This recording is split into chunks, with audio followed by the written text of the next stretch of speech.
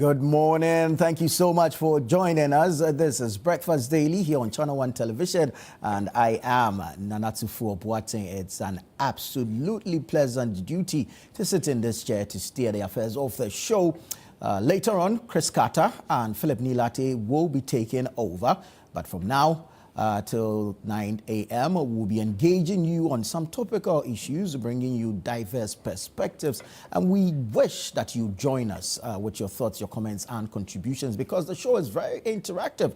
We'd like to hear from you, so send us your thoughts, comments and contributions via the WhatsApp number.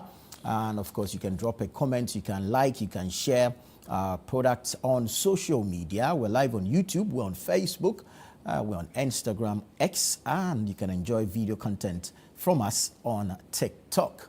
Grateful for your time this morning.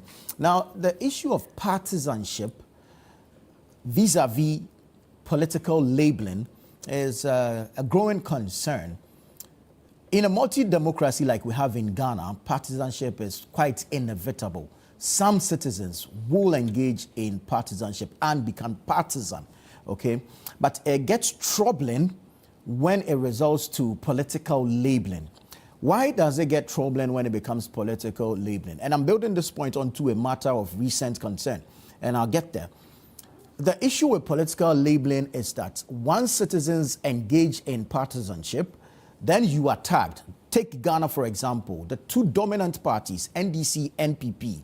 NDC now in power, in government, and so is responsible to account to Ghanaians. NPP in opposition, all right, has the mandate to demand accountability from the NDC, which is in government. Now, when you come down to political labeling, it's either you are pro or anti. And that is the perception out there. So when you begin to run active commentary on political issues, it is consumed based on political labeling, whether you're blue or you're green, whether you're NDC or you are NPP. And that's where the challenge is. So whether or not your argument is making sense, it is viewed in that linear political lens. And so the knowledge in there might not be consumed by all, based on how you are perceived, whether you are anti or pro a particular political party. And that's dangerous. Now, the point I'm building is that recently we saw the Fix the Country group, or if you like, Democracy Hub, embark on a demonstration against illegal mining. This same group, about a year ago, embarked on a similar action, which is a demonstration to demand some, if you like, decisive action on the matter of illegal mining, Galamsey. Now, in the previous year, they were perceived to be anti-NPP because NPP was in power. They have embarked on the same demonstration. Well, of course, not with same magnitude because they didn't have the same numbers. But will you tell me now that they are now pro-NPP because they are embarking on a demonstration against an NDC government? So you see the challenge I'm raising. Now, on the same matter of illegal mining, a person like Dennis Miracles Abuaje, whose government or whose party was in power for 8 years, okay, is now, if you like, doing an expose on illegal mining and the level of devastation it has caused. But because he is seen as NPP, even though whatever he's saying it might be the reality, I mean, I stand to be corrected, we won't consume it wholly because we are tagging him. You get it? So even if it's true, the level of devastation that he's exposing, the political labeling in this country and how entrenched it is, makes it difficult for all our actors to appreciate what he is revealing. And so that is the challenge I have. Partisanship, yes, it's fine, it is inevitable. Political labeling, however, is dangerous to national development. And you see, it's okay to advance political arguments as born out of partisanship, because if you listen to such discourse, it helps all of us move our development needle forward, right? But when we begin to label politically, and based on that political labeling, fail to take the knowledge in the arguments being advanced, that's where the challenge is. So proposals can be made by individuals, or if you like, experts, But because they are labeled politically, implementation of those proposals become a challenge. We are in this mess of Galamsey not because we do not have laws against illegal mining, but the implementation thereof and the over-politicization is why we are suffering what we are suffering. So let's do our partisan politics, but let's be minded in how we do the political labeling so that we don't end up stifling the country's development based on political lines. Peace, shalom. The City Business Olympics is back. Okay, are you ready to build your teams, to network, to connect, to engage in spirited, fun-filled activities? What sport or which sport will your company be participating in this year?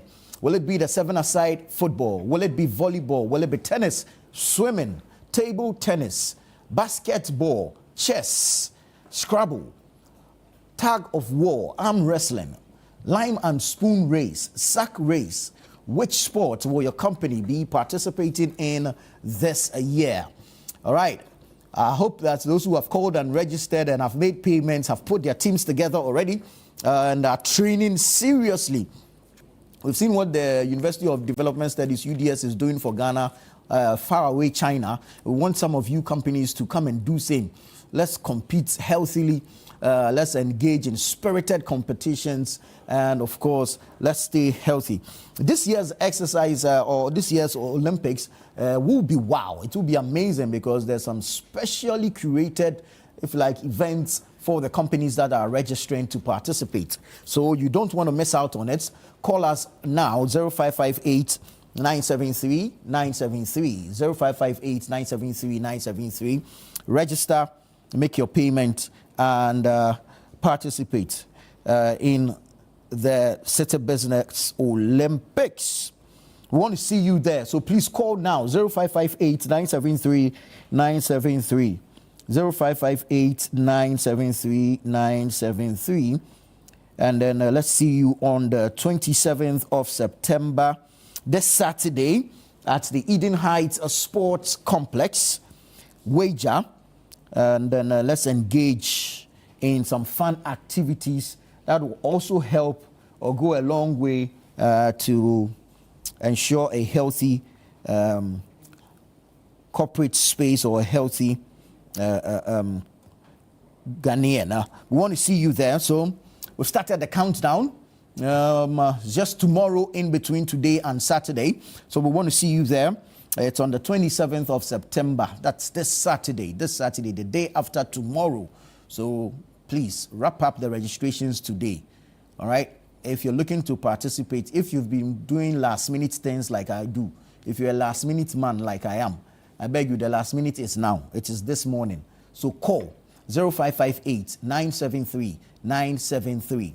Register, make payments, and let's secure you a slot to participate at the City Business Olympics 2025. Now, the City Business Olympics is powered by City FM and Channel One TV in partnership with Side Hustle, and is proudly sponsored by UMB Bank and Eden Heights Sports Complex, with support from Bethel Logistics, Dampon Healthcare, and Hallmark Cafe.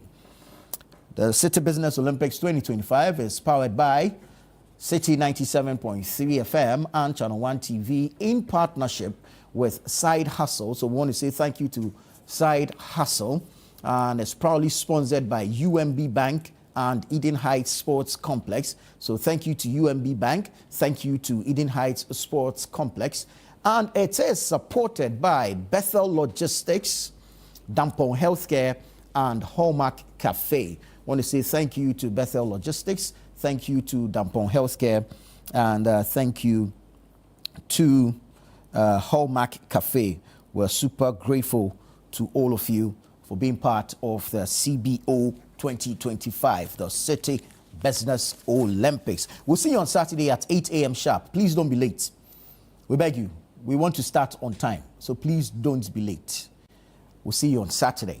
Now go onto the Google Play Store and download the Channel One News app and have access to the news. It is user-friendly, quite simple and easy to navigate. Download it from the Google Play Store. That's the Channel One News app. And of course, stay updated, stay current. Or the 411 in politics, entertainment, business, sports, showbiz, lifestyle, on there on the Channel One News app. So download it from the Google Play Store now and install same and stay updated.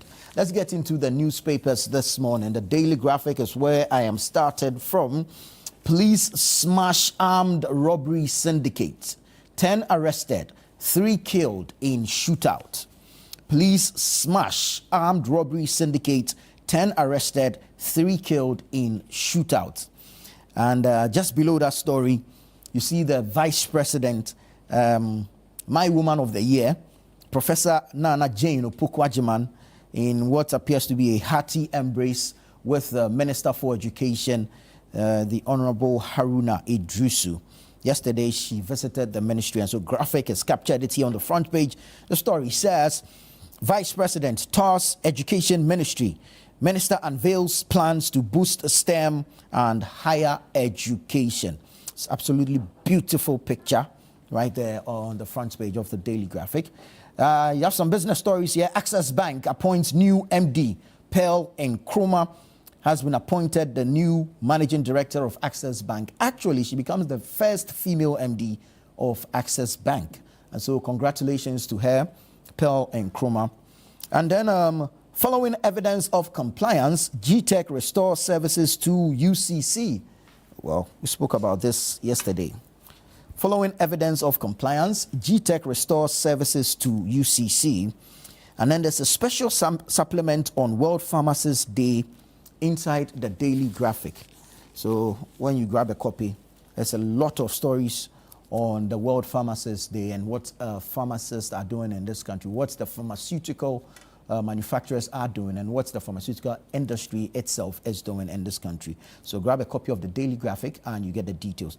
Now I'll jump to the back page briefly and bring you a sports story. The University of Development Studies is competing in the FISU World Cup in China, and they are doing fantastic.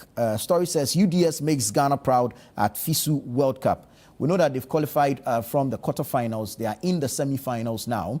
They are waiting which opponent makes it into the semifinals. Then they know who they are facing next. So as it stands now, the University of Development Studies is the only African university left in the tournament. Kudos to the lads. Congratulations to the entire team for making Ghana proud. So that's the Daily Graphic newspaper for today. I'll jump to the Ghanaian Times next. Ghanaian Times says, at UNGA side event, President urges rethink of global developments. So we know that the President is at the United Nations General Assembly in New York. And story says, on a side event, the President is urging a rethink of global development. Ghana, Saudi Arabia must harness emerging trade prospects. That's according to the ambassador. Then you have MEDA designated chief coordinator for global grants. Okay, stories on page 5. Veep calls for collective approach to instilling discipline in schools. So that was during the visits to the Education Ministry. Ghana, UK signed $256 million bilateral debt restructuring agreement. Ghana, UK signed $256 million bilateral debt restructuring agreement. Jump to the back page. AMA, Intel Vision Technologies, signed pact to establish plastic to fuel pyrolysis plant. Oh, AMA, Intellivision Technologies, right? AMA, Intellivision Technologies, signed pact to establish plastics to fuel pyrolysis plant. Oh boy, Charlie, it's Thursday morning, no, man has not eaten yet. Cool down. Minister pledges support for RMU to fulfill mandates. That's the Regional Maritime University. We know that the Deputy Minister for Transport, Dorcas Afotofe, paid a working visit to the university. And that's the story there. Minister pledges support for RMU to fulfill mandates. So that's the Ghanaian Times. Let's bring you the Daily Guide. Police smash rural bank robbery syndicate. 3 killed, 10 arrested. And you can see their faces here on the front page of the Daily Guide newspaper, as well as some of the weapons and other items that were seized from them. Hey. Police smash rural bank robbery syndicate. 3 killed, 10 arrested. Minority blast Ablakwa over Gaza comment. AG seeks SC clarification on Tokonu removal. Suspend U.S. deportation deal. NPP MPs. So yesterday the NPP MPs on the Foreign Affairs Committee held a press conference. We'll look into that story and bring you some perspectives to it. So that's the Daily Guide newspaper for Thursday, September 25, 2025. Let's look at the Chronicle. Chronicle says, police warn there will be no safe haven for criminals. Dismantle notorious bank robbery syndicate. 10 suspects arrested. 3 gunned down during gun battle. Hey. Cocoa syndication reform brouhaha. Boahin Edu fires. Brian responds. Then we turn to the top right-hand corner. Mahama betraying Ghanaians over Galamsey fights. That's according to the CDM. CDM, that's the Center for Democratic Movement. Let's look at the scripture for today. It's taken from the book of Psalm, the chapter number 69, the verse 27. And to them, add to them punishment upon punishment. May they have no acquittal from you. Add to them punishment upon punishment. May they have no acquittal from you. Well, Psalm 69, verse 27. May the Lord bless the reading of his word. You have your sports stories on the back page of the Chronicle. Aston Villa, Bologna kick off their Europa League campaign. VfB Stuttgart welcome Celta Vigo. Lille host SK Brann on match day 1. Red Bull Salzburg, Porto meet for the first time in Europe. Right, so these are some of the sports stories on the back page of the Chronicle newspaper. The New Republic is next. Mahama addresses 80th UNGA today. The president is expected to speak at the United Nations General Assembly today. We look forward to that. Mida Boss, now chief coordinator for global grants. China wades into Ghana's Galamsey and cybercrime fight. Ex-CJ's woes deepen as she faces Iyoko probe. Oh, really? Reset agenda gains global recognition. Launches Accra Reset as he calls for African health sovereignty at UNGA 80. Okay, so this is in reference to the president. Akufo-Addo's cronies blew millions on parties and self-promotion. NLA, a secret ATM for power-hungry elite. Ewuku's presidential ambitions plundered the NLA. And you title it The Inside Job. So that's the front page of the New Republic. Daybreak newspaper says, clarifying the record, response to Mr. Boahin Edu's commentary on the cocoa syndication reform.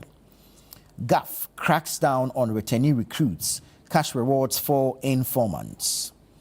Operation Cobra, how police busted rural bank robbers. Primpag president off to cover UNGA. That's David Tamaklo. He's the president of the Private Newspaper Association of Ghana. Then you have 15 Eastern NPP MPs endorse Bawumia. So that's the front page of the Daybreak newspaper. I'm going to take you online and start off from channel1newsonline.com. What stories do we have on channel1newsonline.com this morning? Failed Galamsey promises risk eroding public trust. That's Oliver Baka Vomawo speaking there yesterday. He sat with Bernard Avle on the point of view. Oral risk failure without structural reforms. Again, Baka Vomawo speaking there. Jakpa cites dam misconduct as diabolical in petition to CID. That's Richard Jakpa. Major tariff review will take effect in January 2026. That's according to the PURC. Bawumia's endorsement reflects constituents' will. Okay, Bawumia's endorsement reflects constituents' will. That's the Buakwa South MP speaking. Tokonu's removal. Speak out in defense of constitution.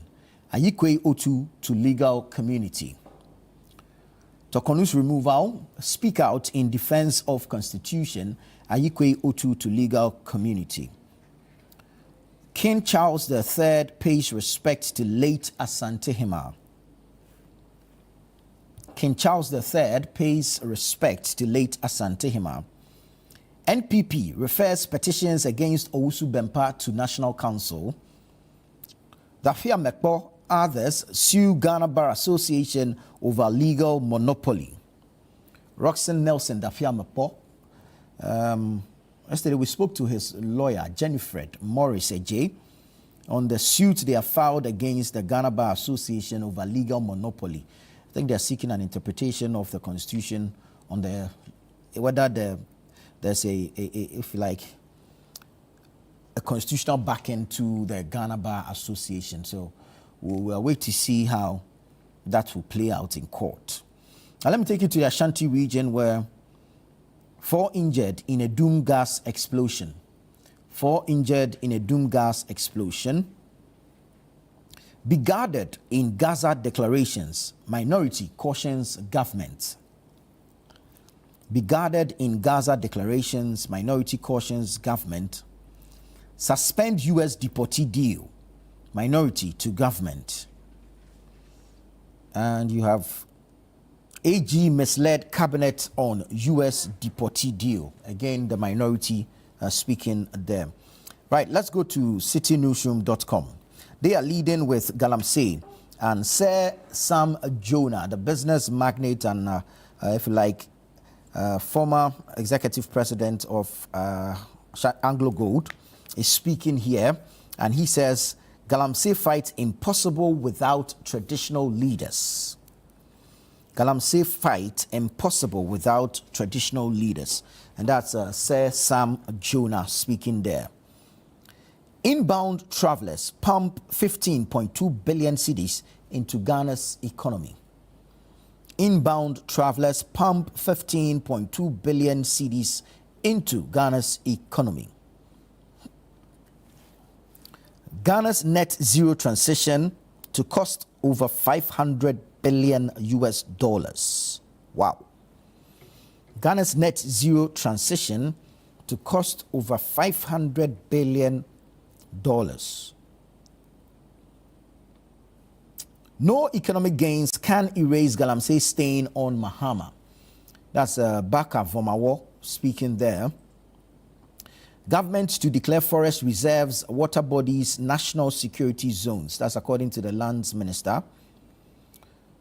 President Mahama is speaking here. He says universal energy access vital for Ghana's development. Professor Dennis Aheto appointed interim vice chancellor of UCC. Mahama government's credibility dented by failed Galamsey promises. That's Baka Vomawo. Water tariff unchanged due to insignificant adjustment. That's according to PURC.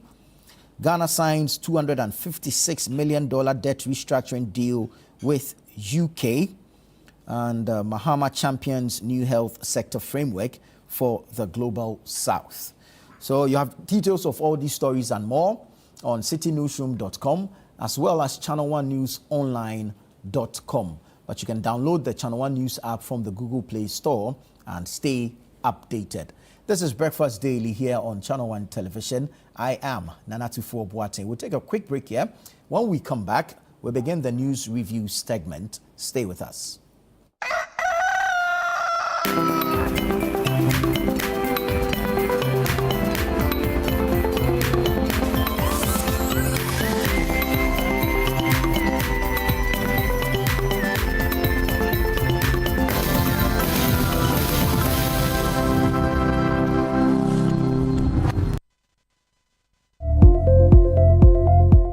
media landscape is at a turning point. The intersection of policy and technology demands a new roadmap.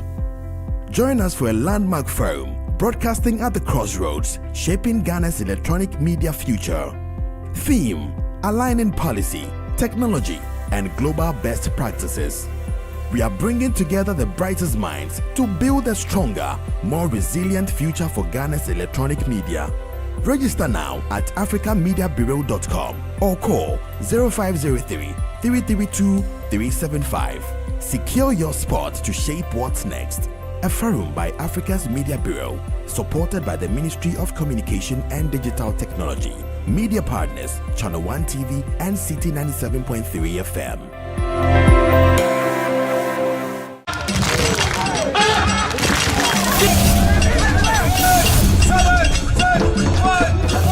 The City Business Olympics is back! It's all about team building, networking, and staying healthy.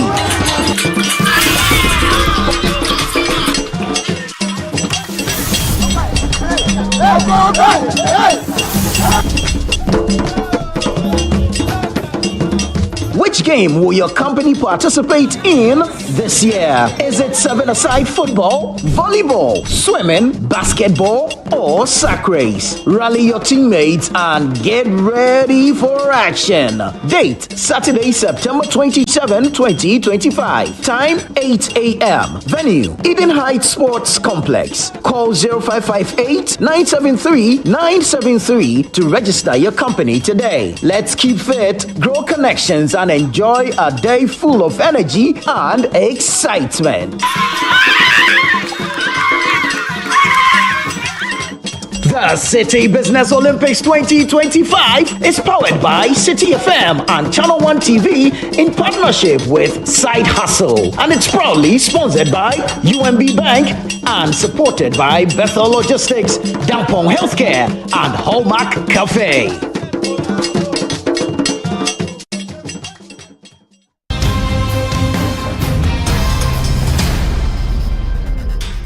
On Footprints, this Friday, we have a conversation with Kofi Bintum Kwanson, a former director of the Bureau of National Investigations, who shares his story about his educational life as a detective, and rising through the ranks to become a director.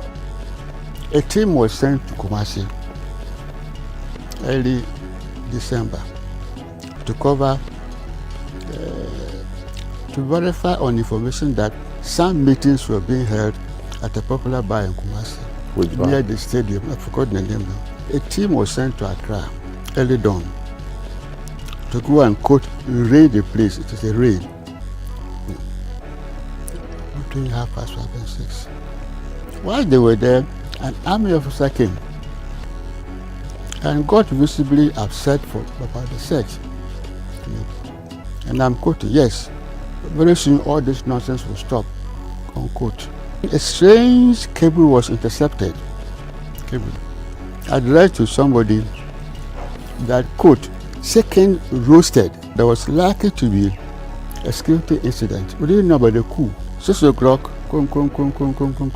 this is Canal Champo. One professor saw my head at Champon. He nearly collapsed. So, Kofi, we told them. Footprints airs every Friday at 7 p.m. with a repeat on Sunday at 5:30 p.m. only on Channel One TV.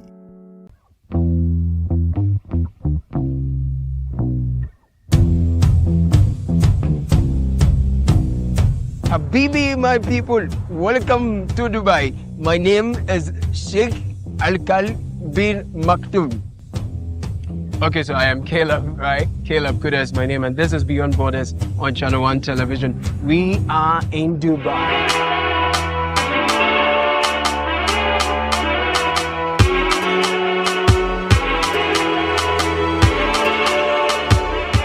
So join me. Let us explore the allure, the beauty, and the reality of life and living it in Dubai through the eyes and the experiences of our compatriots. Imagine 6 people, 10 people sharing a common room together. If you're not chinampe, na ko complain there in the sense, why do I share one rooms now? It doesn't smell pleasant. Or haunting no complaints now be bring to the fair no tomb. Dubai is one of the most organized, highly resourced, and well-endowed countries you would find. You've been here for 7 months. Yes. Without a job. Yeah. How is it like? So hard. Tell me about it. Struggling, renting and feeding is so hard. Every frame per second of their lives in Dubai tells a story. And we've got it all captured right here on Beyond Borders, only on Channel One Television. So don't get told, don't miss out. Catch these compelling stories of Ghanaians in Dubai only on Beyond Borders on Channel One TV this and every Wednesday at 7 p.m. I catch you.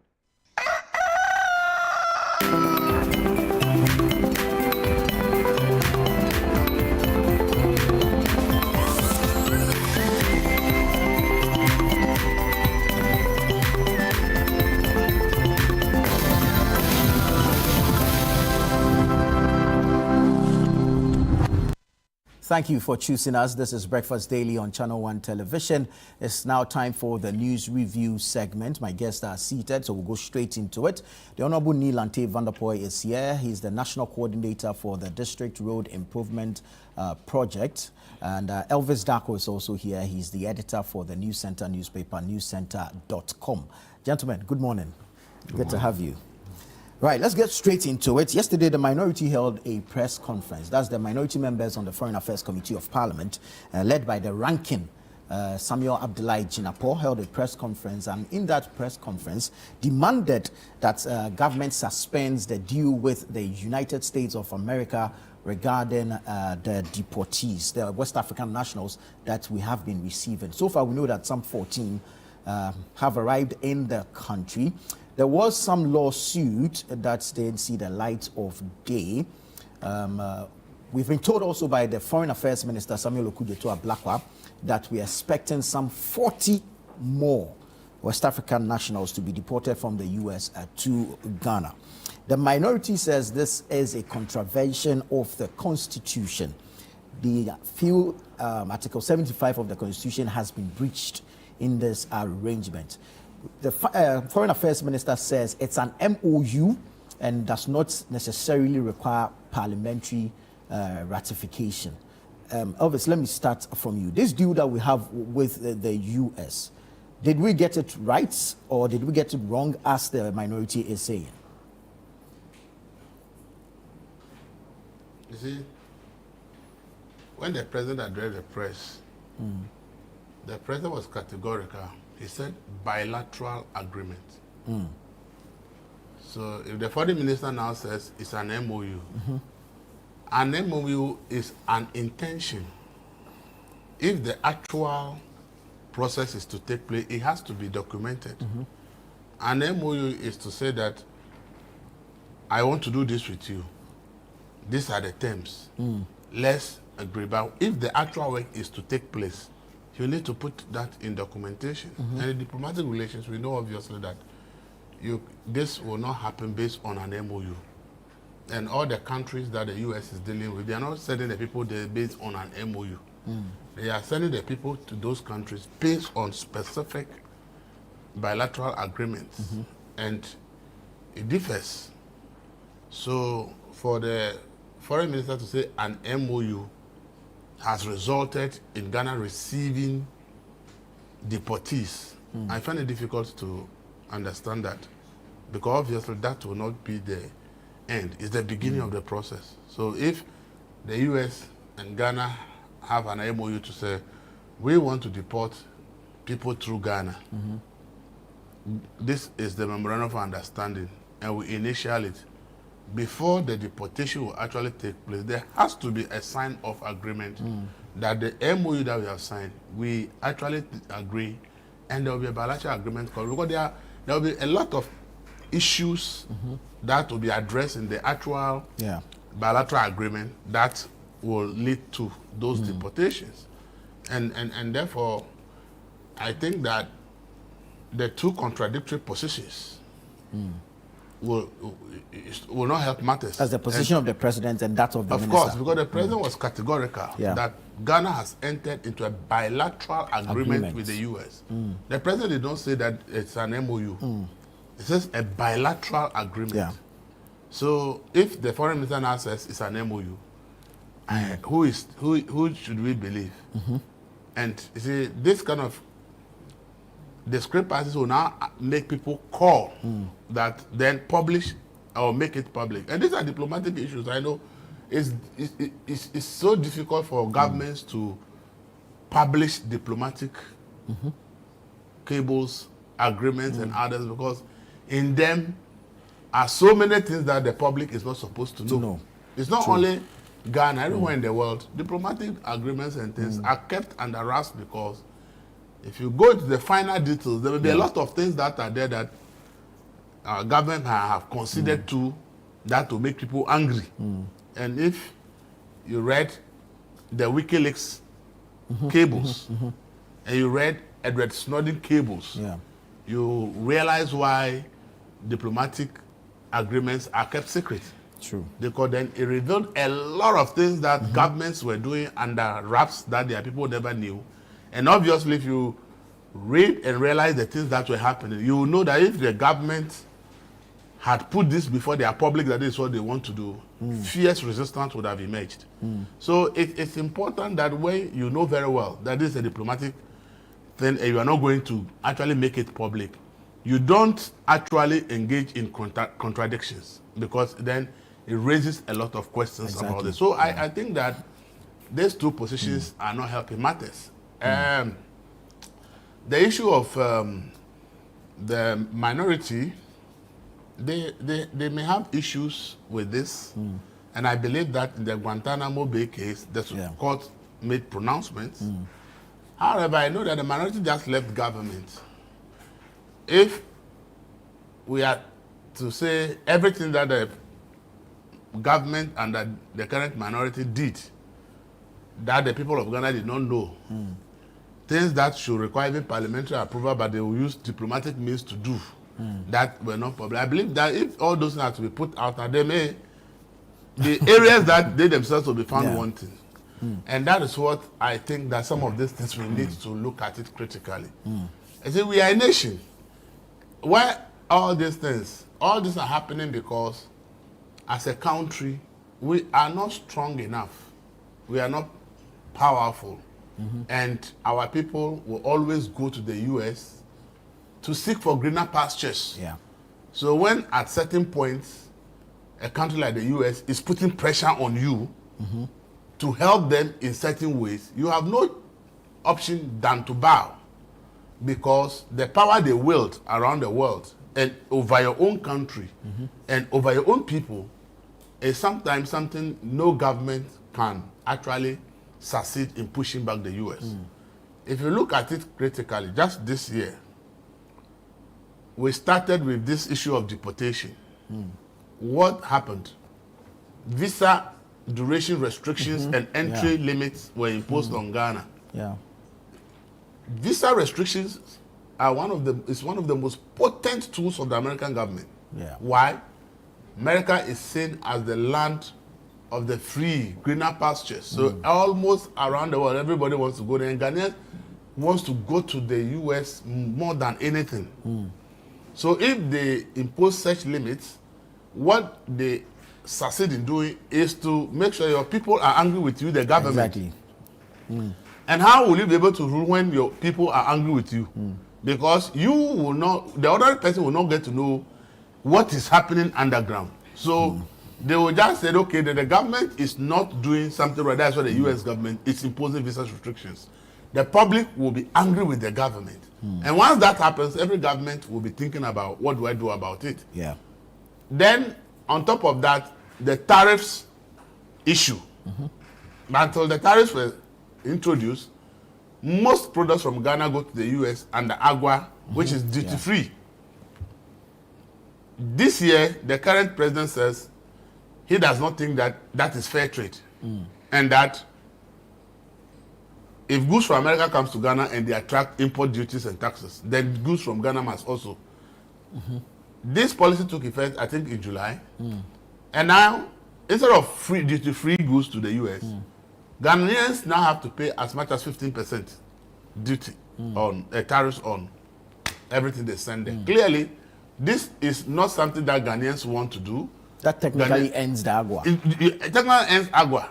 Agua is ended. Yeah. So now you realize that sending your goods to America has become more expensive. Yeah. So that is also another pressure point on the government. Then, just last month, we were told that the Millennium Challenge Corporation has blacklisted Ghana. In fact, not Millennium, the American government has actually blacklisted Ghana from receiving any form of financial support in 2025. Any form of financial support in 2025, Ghana has been blacklisted. And for that reason, Ghana has been removed from countries that are eligible to benefit from Millennium Challenge MCC. Corporation. This is another pressure point for government. A poor country struggling to survive, who needs grants, loans, and other things. And America, as one of your key allies, now says that for the entire year, you are not getting a cent from the American government because a law has been invoked. All this that are happening is not Trump that has passed any new law. All these laws have been in the books of America for decades. It's only a government that's coming into force and says they want to enforce what already exists. Yeah. And has brought us. So if you look at the pressure on government, visa restriction, government's neck is being pressed. Yeah. Tariffs. Tariffs, government neck is being pressed. Now, we say we are, in terms of loans, grants, and everything, government neck is being pressed. In fact, government actually cannot brief in terms of Ghana-US relations.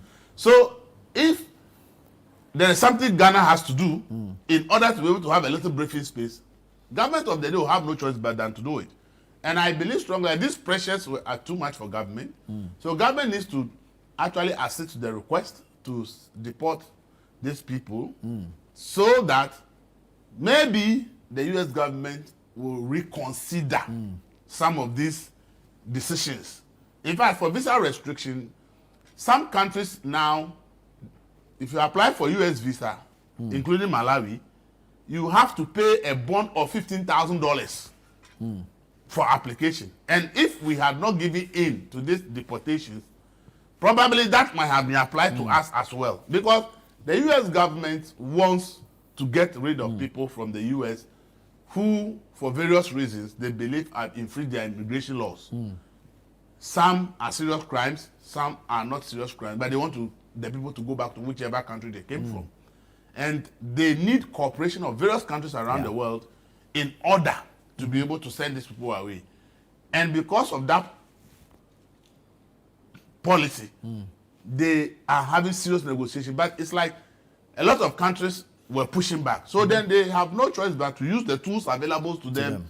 To also pressure those countries to get. So for me, I think the minority call is normal for them to ask for these things. But if we look at these three pressure points I actually mentioned, that Ghana government is under all these pressures, and the minority should remember that some of these pressures are also a result of our own people traveling to the US and refusing to return. Yes, the overstays. Overstays. And they mention specifically students who take visa that they are going to study, and after study they stay there to work and not return. That is not the making of any particular government. It is individual Ghanaians who think that America offers a better opportunity than our country, and therefore they will not come. So the government, to be frank with you, has been under serious pressure since the assumption in office. You know, this government came to office with the US government at the same time. And the very moment you entered into office, the US says we are enforcing all these rules, and then you, as a country like Ghana, you are the receiving end of all these pressures. And if you don't act, you don't know what they will do tomorrow.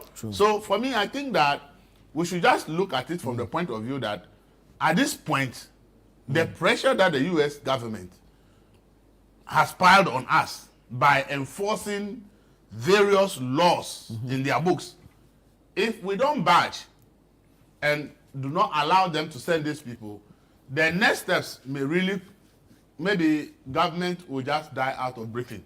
So I think that we should look at it from a holistic national point of view rather than looking at it from a government point of view. The loans that they said will not get a PESWA, it is because of the debt restructuring that the previous government did. Right. And they say as a result of the debt restructuring, we were unable to service our debt to the U.S. government. And per U.S. law, any country that fails to service its debt, Congress has power to decide that that country should not receive any financial support from The U.S. the U.S. And that is the law that has been invoked. Right. So, for instance, that is not the doing of, excuse me, this current government. That is something that was done by the previous government, and this government has to take the bullet for it. That the whole year, U.S. has been one of the biggest supporters of our government. The whole of 2025, Ghana will not get a cent from the U.S. because of debt restructuring. So, the government is under a lot of pressure. And whether we like it or not, the government needs to do something. And so I think that we bow to pressure because the U.S. decided that they are enforcing all these laws because they think that at this point that these are the things that are in the interest of their country. It's affecting everybody. But as a country like Ghana, we feel that the pain is so hard and that the government has to do something. And if the government has not done something, and now they are coming and say if you apply for U.S., then I pay $15,000. Can you imagine what Ghanaians will be saying about the government? What has the government done now that if you apply for U.S. visa, you have to pay $15,000 as a bond for you after they have limited your duration to 3 months and your entry to single. Now they will ask you to pay. Look, the people have a plan to make sure that the pressure is so high that we bow. And I think that we shouldn't be too political about this. We should rather look at it as how do we build our country in a way, a manner that our people will no longer be the ones that are running to other countries for those countries to now be putting all kind of pressure. I think that should be the conversation around some of these issues. Very well. Well, Honorable, let me pick your thoughts on this. If the minority says or cites a Supreme Court ruling and also cite Article 75 of the Constitution, which requires parliamentary approval for all international agreements, just oppose this with the President's mentioning a bilateral agreement and the Minister of Foreign Affairs mentioning an MOU. Have we breached the Constitution? Well, thank you very much, and let me say good morning to your viewers and to my brother Elvis and to all the folks working here. International agreements, yes, are compulsorily, mandatorily supposed to go through parliamentary approval. I remember very well when the Minister for Foreign Affairs appeared on your network. He was emphatic. Bernard pushed him, and he continually expressed himself in clear terms that we are at the embryonic stage yet. It is now an MOU. And as soon as it transformed or metamorphosed into a full-fledged bilateral agreement, he will go through the process and get it through Parliament. Would that not be too late? Because the people have started arriving. He said that the Attorney General had advised him that at this point in time, by his understanding, it is not yet an agreement that needed to be put before Parliament. Yes, in international protocols, some of these things are done in order to further enhance relationship between countries. And when they are done, sometimes they are done in a jiffy, and you allow time to regularize the process. So sometimes the first stand that is taken is a commitment towards actualizing that protocol. That is why, that's why from the beginning, your authority at the table. No, you see, Ghana as a country have shown that magnanimity towards our sister countries historically. We are in this country when we open our borders for refugees of the Ivorian crisis. We open our borders for the refugees of the Liberian crisis. In fact, we even took a whole community and gave it to the Liberians. So I don't see the difference between people who have been allowed to enter this country as a result of a crisis, a war, famine, or whatever. And people who we all understand and we all agree that are going through a process of American, let me say, discrimination against people who have come to their country, possibly through legal means or illegal, because there are so many of Africans, South Americans, Central Americans, Asians who are legitimately permitted to live in the US, but have been caught by this work of the ICE. You understand? Yeah. Some have even gone to court. Some of them, their visas have been revoked. So if under that circumstance, we have our neighbors caught up in the melee, and this country opens our borders to receive them, I don't think we've done anything that has not been done before. But the Constitution puts a mandate on us. Because if the minister said, look, these people are Ghanaians by nature of our West African protocols, because today we are deemed to be people of the same country, irrespective of the fact that we are from other West African countries. We're using a West African passport, which makes it easy to break the boundaries for people to travel across our countries. So there is no rigid control measures in receiving or coming in and going out of one West African country or the other. So what we are seeing is an actualization of the West African protocols that we have. But just that these people are people who are being given a humanitarian gesture from our government to pass through. And as the minister said, some of them are on transit because they are received here and they are afforded opportunity to continue to their home country.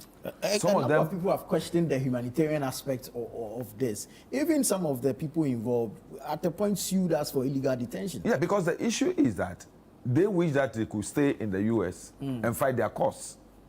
But here is a case that US government has deported you. So what they are saying is that Ghana government should have not have received them. And what would they do? Where would they be? So that they would have stayed in the US. But the US was not ready to let them stay. Yes, but if the US don't have anywhere to send them, the US was they would thinking have kept about them. the US was thinking about going to dump them at Guantanamo Bay. And Ghana, out of our humanitarian gesture, feels that look, it is not good for us to have our West African brothers dumped as like criminals at Guantanamo. Rather, let's receive them. Ghana is not the only country in Africa doing this. You understand? We have a situation where it's been done in Rwanda. So then Americans have looked at the sub-region, South Africa, West Africa, and they look at the country that has that, political stability, that peace, that humanitarian character, and negotiating with us to have them so that we can transport them to their home country or keep them if they want to. So the issue is simple. Some of them felt that they should be allowed to stay in America and fight their cause. But the issue is, once you be arrested by the ICE, look, the ICE, there are people who have gone to the US Supreme Court fighting against this. Judgment have been given in their favor, but the US government is still refusing to respect that judgment. You understand?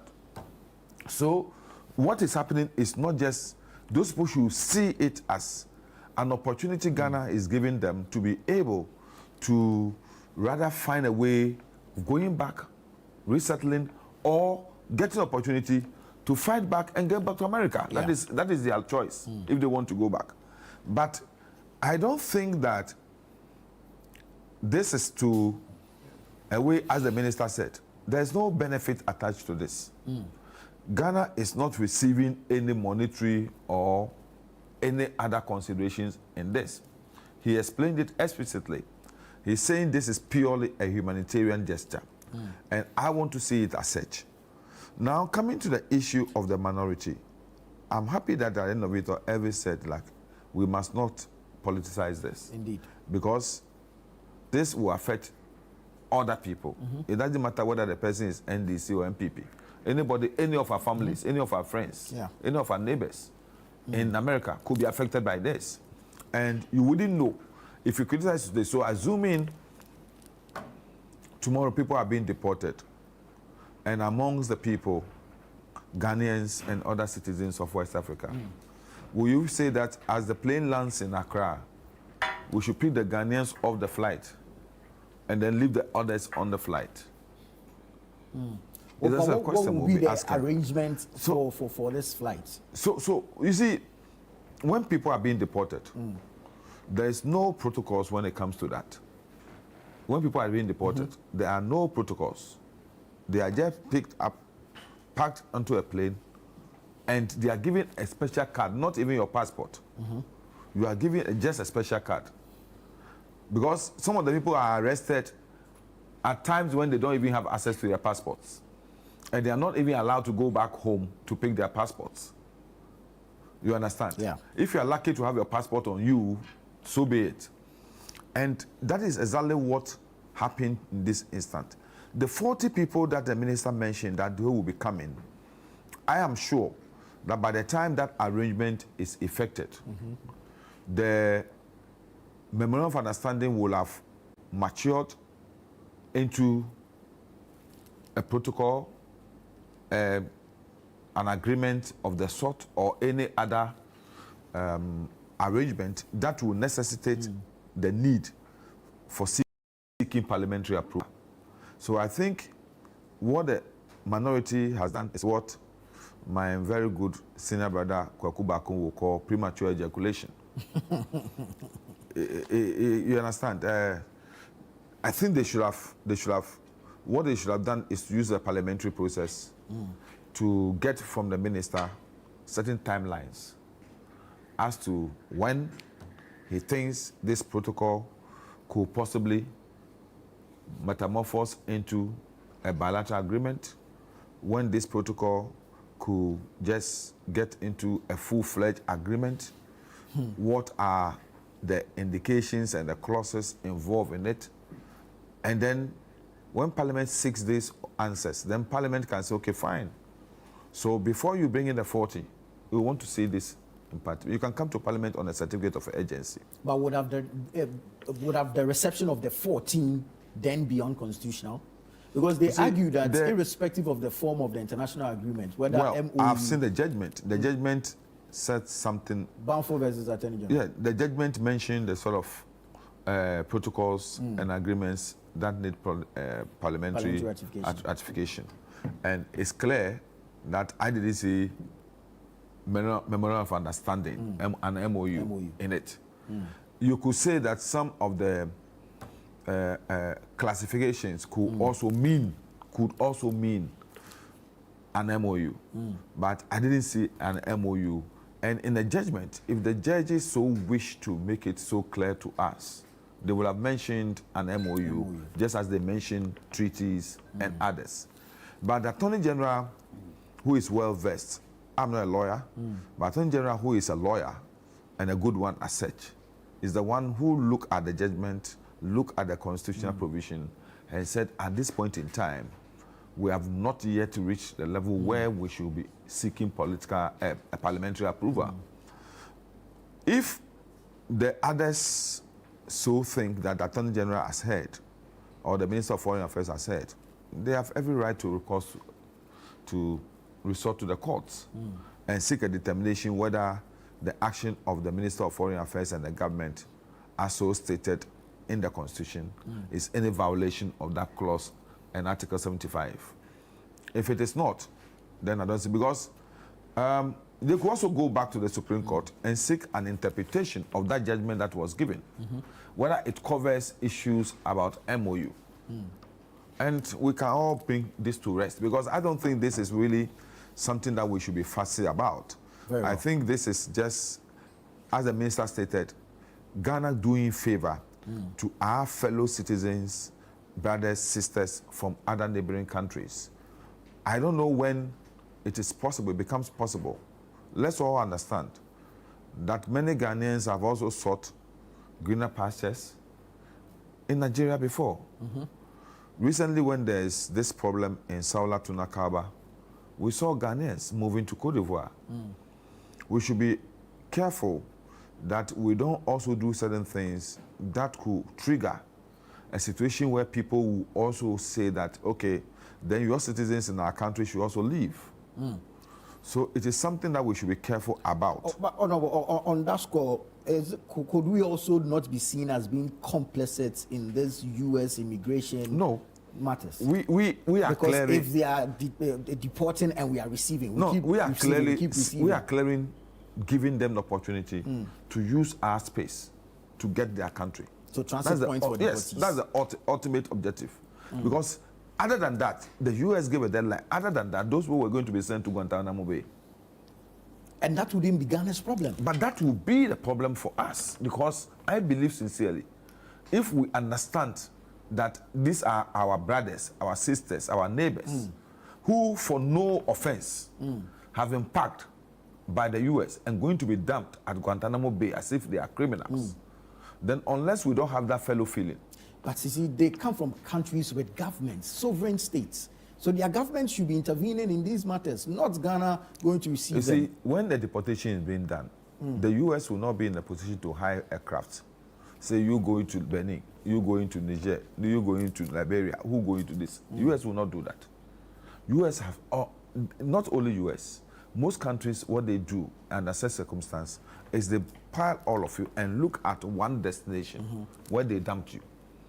This is not the first time it's been done. Right. There's been so many instances. I remember very well during Jerry Rawlings' time, a similar incident happened where citizens, Ghanaians were most in that situation. There were about 47. I was then a journalist for GBC, and I covered that incident.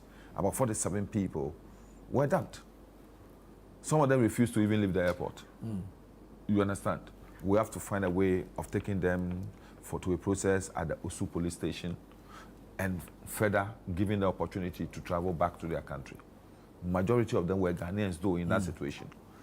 So I just want us to understand that sometimes the exigency of the time and the urgency with which you look at the thing demands that, look, let's receive them, let's facilitate them going back to their countries.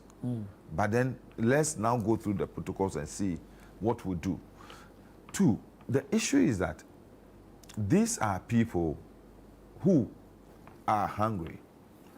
They are, in this situation, desperate. Some of them, they don't even, there's this, the one of them, is a video I saw, decided that he was not going to allow ICE to arrest him. And I don't know what sort of human being he is, though, but I don't know whether any of us saw the video. He got to that they were shooting at him. Yeah. And they shot at him almost about 15 times. Wow. And the bullets were not penetrating. Wow. Yes, a Nigerian. I think I have it on my phone. I will show it to you. He was resisting arrest. Then he himself jumped from a building to his death. There are certain people who, when you talk to them in US and UK and other places, Ghanaians, I will tell you, Semeko back party and Kamewu. You understand? Yeah. It is. Some people don't see prospects coming back. There are some people who virtually mortgage, sell, and dispose of their properties, everything, just to be able to go to the US. And assuming such a person is arrested by ICE and said is going to be sent back, that person in that situation cannot legitimize anything, cannot see anything right. The only thing he is thinking about is, let me be where I am. I don't, it doesn't matter. Even if I'm going to be sent to prison. You understand? A lot of them will they will prefer to live in the prisons of America than get back. Yeah. So when you receive them, they have this displeasure anger against you for having received them. It's understandable. It's a human thing. Very well. But then we also looking at the human factor. Would you allow your fellow citizens to be dumped in Guantanamo Bay, to be treated unjustly in an inhuman manner, or you want to open your gates to them? And me, as a person, and especially as a Ghan, have brought up to receive people to Ablekmama Kumao, no matter the situation, no matter how difficult it is. Once somebody knocks on your door, you warmly receive the person. Right. Get him some water to drink and give him shelter. So I think that is what has informed the government and the minister in handling this matter, and not basically issue of pressures of economic decisions that have been taken by the American government. Yes, those are impacting, but those are general issues affecting almost every country. Very well. And I agree totally with my brother Elvis that we must begin to look at how we can be self-reliant, how we can be able to churn out the right policies that will make Ghana a much more peaceful, harmonious, human, let me say, much more human-centered environment for people to live in than to be seeking. All of us have families outside, and we must pray that this thing does not affect them. This thing does not get to the level where they will be affected in one way or the other, so that they will also not be taken from here, maybe dumped in Rwanda. And then we also can bring them back. Right, thank you, Honorable. Let's say good morning to the Honorable Sete Champo, former MP, former regional minister under the NPP. Good morning, sir. Morning, Nana. Good to have you. Same, likewise. Aspiring a bit. And, good morning to, please express my appreciation to me. He made me have fun over the weekend. Oh, wow. Really? Yes, I enjoyed home. I should thank you for coming. I enjoyed home. And for a long time, I had not, participated in celebrating home. How are you feeling when you were in the environment? Back home? Obviously, you see, the politicians are enjoying you. So journalists, we have to organize this is not about, this is just about brotherhood. Very well. If I give me opportunity to reconnect with old folks. Great stuff. And that's something that I want to thank him for. But back to business, I think that this shouldn't have been a matter that we have to revisit because we had gone through this system before. My whole concern about this conversation is about our governance and international relations practice. Right. And so if in times past we had a similar situation and people felt we didn't execute the international relations adequately and appropriately and took matters for interpretation, I mean, I was hoping history will guide us so that if it is brought before us, we just get ourselves around the practice smoothly. Nehru, if he would recall, back in the day when we were in Parliament, and then we had to do a similar international relations agreement with the United States, which we had done earlier, because more often than not, when in our neighborhood there are issues and they want to send even humanitarian stuff, most of the time they fall on us and use us as vehicles to ship. They will come, that's the essence of sometimes we buying so much equipment for the military. So they use our aircraft to send food, humanitarian stuff to Mali, to Niger, and these are the essence of us having partnerships with the U.S. And so we had an enhanced cooperation agreement, which had started under President John Dramani Mahama. And then during President Akufo-Addo's time, it came up. But some members of the minority at the time were up in arms that why were we doing all that we're doing? You see, this is a matter of concern of our states. And once you are in the executive, you are supposed to execute those actions for and on behalf of the Republic. And then we have been guided by history of the Guantanamo Bay, Gitmo, to history. So I was hoping that the administration of the day and assigns will just be guided by history, and then we do the right thing. You understand? Now you have absolute majority. And what should stop you from just getting people to know of this. So when it happens like this, there may not be any, wrongdoing, but the procedure, they understand processes and procedure. The procedure by which the outcome is communicated, people may have issues with. Because if we don't go through the proper process, that's why I said this is a governance and international relations concern. And I hope that government will do much better in the future.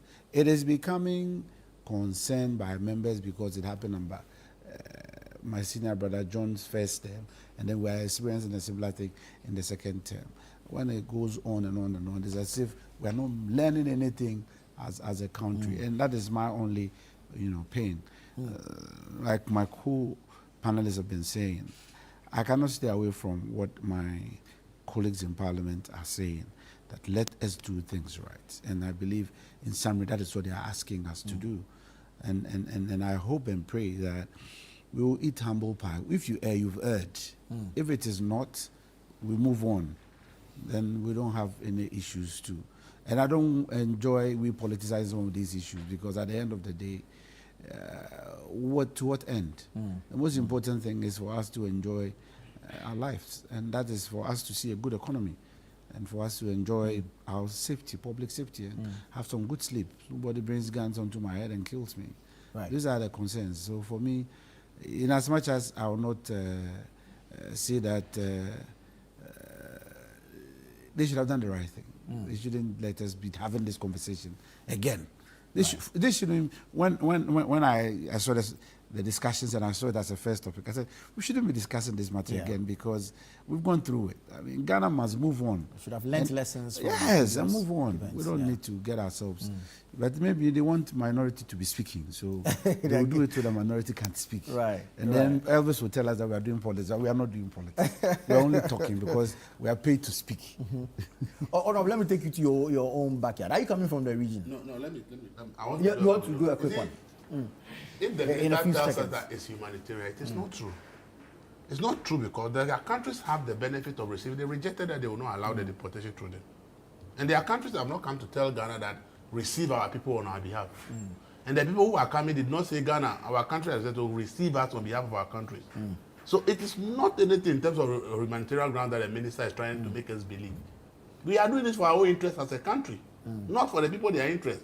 Because the people being deported did not ask us to receive them. Their countries have the benefits. The U.S., okay, bring our citizens. They rejected that they will not let U.S. do deportation to their countries. And that is why we are being used. So we shouldn't create the impression that it's humanitarian. It is not. And we should never create that impression. And you see, Honorable said that it's discrimination. Look, you see, we have our laws, and we apply them the way we want. America have their laws, and their governments will apply them as they want. So the American government will not deport you if you have not done anything that's an infringement on an immigration laws. You understand it? And those that are called deportees or deportation, that's one aspect of a larger picture. The deportation only applies to those who are said to have engaged in serious crimes, that they feel it's serious criminal offense or something that affects national security. Those are the ones that are actually brought down under deportation. But there's another form they call removals. That is not deportation, but it's also part of you taking you out of the U.S. But it's not done the way those that are called deportees and others. And if you look at it clearly, you realize that every government, in terms of at least for the past 50 years in the U.S., have deported people. In the past 50 years, George Bush Sr. topped the list by making over 12 million people leave the U.S. 10 million returned. That is the removal. So, you have committed this offense, so leave our country. That one, it's not like you are put under ICE detention center. Those that were put under detention were 2 million. So, under him alone, there were 12 million people who were made to leave the U.S. because of various offenses. Right. Under Clinton came second, highest, with 10.8 million people made to leave the U.S. 10 million left under removals. 870,000 were deported under Clinton. Reagan came third. 7.9 million people had to leave the U.S. under Reagan. Removals were 100,000, and deportees were 8 million. Obama, 5 million people had to leave the U.S. under Obama. 2 million had to return on their own based on, hey, you have to leave. They give you 5 documentations against you. Those who were deported, 3 million under Obama. Then you come to Trump's first term, 2.5 million had to leave the U.S. 500,000 actually had to leave by the process that you give it documentation and you have removed. 2 million were deported. Biden, one term, had 600,000 people leave the U.S. 500,000 were deported, which is serious crime, and 100,000 had to leave. So you see, there's a bigger picture. There may be a lot of Ghanaians who are even coming in, but they will not be on the deportation flight because they are not considered a serious crime. So they will not be on the deportation flight. But many people may be returning because they have been given processes through court and says you committed this offense, so leave the U.S. So this one that we are talking about, let's not say that we are doing anybody a favor or humanitarian grounds. The people did not ask us to receive them. Their government did not say we are not ready. We don't we gonna receive the people on our behalf. No. And Honorable said that if we don't receive them, their countries may say that maybe our people they should. In fact, what we are rather doing is sort to rather make people say our citizens should leave. Because they've not asked you to receive their citizens. They think that the people should be in the fight for their rights. And then you have agreed that they should deport them to your country. If they go back to their countries and they decide to mobilize and say, because Ghana allowed us to be deported to their country, let's fight and get Ghanaians out of. That is why we ought to have a problem. And as I said, see, let the minister admit, an MOU is not binding. Okay? So you're not supposed to take any action under an MOU. It is only when it's an agreement. So if we are hiding under an MOU, by law, MOU is not binding on anybody. That's why an agreement must be signed before we do anything. And as I said, President Mahama said there was a bilateral agreement. I didn't put that word. He said it at the media press. And then the minister now said there's no bilateral agreement and that there's another MOU. So between the president and the foreign minister, who should we believe and who is telling us the truth? Because the president has said a different thing and the foreign minister is saying a different thing. So between the two of them, who are we supposed to trust? So please, as I said, these issues, let consistency be there so that, as I said, we understand that the situation we find ourselves and the problems we are having with the U.S. currently, we need to make concessions so that the American government will have some mercy on us. Understand? You understand? Oh no, and that's why I narrated. That's why I gave what I think is happening between Ghana. I gave you the fact. We need to do something for them to have mercy on us. So we have done it, but let consistency be. But bowing to the pressure. Yes, so let the consistency be the mercy because it's unfortunate the president has said bilateral agreement. And then the foreign minister is now saying that there's no bilateral agreement. Is the minister saying that the president didn't tell the truth? Is this what the foreign minister wants us to believe? And if the minister tells us it's an MOU stage, how did the president get to know that it's a bilateral agreement? And are we acting on an MOU which is non-binding? Because the court will not talk about MOU because the court knows that the MOU is not binding. The court will deal with what is binding, what is legal and binding.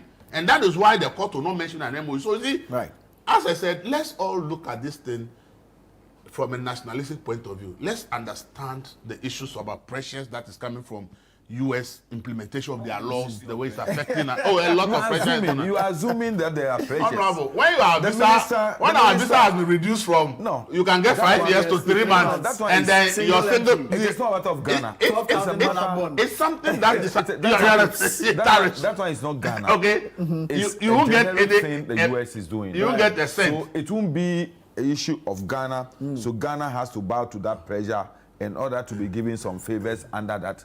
There are no favors involved with this. There are new foreign relations protocols that the U.S. has emanated on. Exactly. But it is affecting us. You know that our trade minister was in the U.S. trying to negotiate. To negotiate. Our bilateral trade agreements are different from this. Agua that we should be giving this because of the tariffs. He has gone there to go and try and negotiate. How will you if you don't accede to their request that you should do this? So we are giving in to get us something. My brother is saying he will tell you, all foreign ministers, trade ministers, every point in time, go to the U.S. to strengthen negotiations on issues about bilateral trade and agua. It is not a matter of only U.S. They do that. So when I was Deputy Minister for Trade, I had opportunity of going to Austria to work on a trade agreement between Ghana and Austria. We've worked on other protocols that give free visas and other things. Right. So don't say that once the Minister of Trade is in the US to negotiate the issues about AGUA, then it is linked up with the issue of receiving deportees in order for us to cement that agreement. No, that one may be an assumption straight too far. I'm saying that, yes, these things have been done. The issue is whether what the minister did was legitimate or legal or not. And I'm saying that the minister explained himself. And if the only thing is that I agree with my brother said, who says that we should be guided by what happened in the past. And I'm sure that is exactly what the minister did by consulting with Attorney General going through the legislation, looking at the law and saying that, oh, at this point, this is what we have to do. The Attorney General was Deputy AG when that ruling was given. Thank you. So he is somebody who is informed by the ruling, and he has made given an advice. He has made a decision for the minister based upon the ruling and based upon the constitution. There are two positions given by the president and the minister creates room for, for assumptions I don't and want speculations. I don't want Could to. the advice have come after the president spoke? For which reason the minister is now telling us it's an MOU? Ministers brief presidents. So many briefings are done. When president stands to talk to people, he has answers. The president don't know the questions that will be asked. You understand? So sometimes on the spur of the moment, the president make reference to something, a briefing he has had. But that briefing possibly may not be linked up with the issue. Maybe that briefing was related to another issue. It happened under, I remember very well, under President Akufo-Addo, when there was an issue about he was asked a question about the white paper on the Jamepe Commission. And all, he gave an answer. Later on, his minister for sports have to come and clarify the issue. It's not because the President Akufo at that time they didn't know, but based upon briefing, he has been briefed so many times. So maybe what came to his mind at the time that he was asked question is the answer he gave. But that may not be related to that issue. It may relate to something else that he has been briefed within the same sphere. So these things will happen. And I believe the minister's clarity should be what we should take now and understand that this is what he has said. That's why I'm saying that let's give opportunity to our people now to go to Parliament and say, look, now the thing has graduated from a mere MOU to a bilateral agreement. So we are coming before you, the House, to give approval. If the Parliament says no, nothing is done. It's assuming Parliament says no tomorrow, nothing will be affected. You understand? So, but you see, the problem here is that some action has been taken. And I'm saying that action was taken. That action was taken based on an understanding. Which is not binding on anyone. Which is not binding. That's what I'm saying. Yet so the country could have rejected it. But the minister told you they accepted it based on a humanitarian gesture. He used that word clearly. Bernard asked him 3 times. He mentioned that word 3 times. No, you see, I didn't want to. I watched the minister and Bernard. You see, it's our posture as stewards that allow ourselves to go into trouble. When Bernard reminded him, that's why I chose my words advisedly. Yeah. You should eat humble pie. That's why there's that phrase that to err is human. Everybody can err. If you eat humble pie, everybody will accept you. But if you start, his first response to Bernard was, you know the law better than the Attorney General. Exactly. And for me, that was so wrong. If you are caught pants down, you are caught pants down. Eat humble pie and make a very reconciliatory step for everybody to agree. I didn't want to discuss this matter because for me, when he erred on that set, it was smooth. He was dead. There's nothing he will say. He's getting me to explain, which will say explain Ataya. That's what he's setting me into. Because the point is that you have made a major error. You were a deputy minister of that government when all these things happened. So even when you are coming to meet the press, your choice of language and posture should even aid you That's what I talked about. Is our governance and international relations conversation that we need to up the game because he's not going to be the only foreign minister of our country. True. There'll be further foreign ministers. This is not the only time Ghana is going to relate to the United States. And so if we've heard, we should eat humble pie and move on as a country. The bread and butter issues are more important to some of us. You being in opposition is not easy. The fact that I'm in this political situation doesn't mean it's easier for me. It's not you easy, understand? You see, even before only 8 months. Before anybody, before they even accept the agreement, they made the country aware that the government is entering a bilateral agreement with the U.S. government. No, let me take a break. Sorry. That's okay. I'll take a break. I'll come back and then we'll continue with this conversation. But keep sending your messages in. We'll do our best to read them. This is Breakfast Daily on Channel One TV. Stay with us.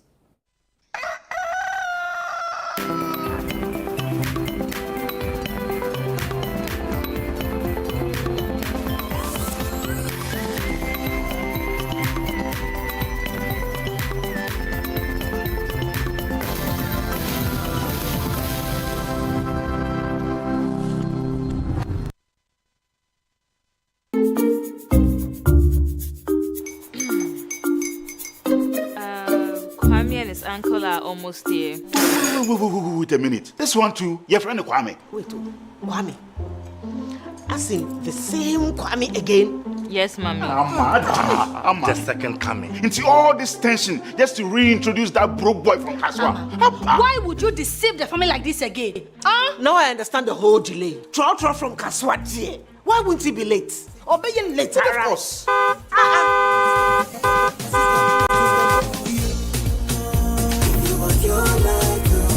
Star 712 hash, star 712 hash. Yeah, you go feel the luckiest. Go feel from Georgia be luckiest. From not the block, she be luckiest. Yeah, you go feel be luckiest.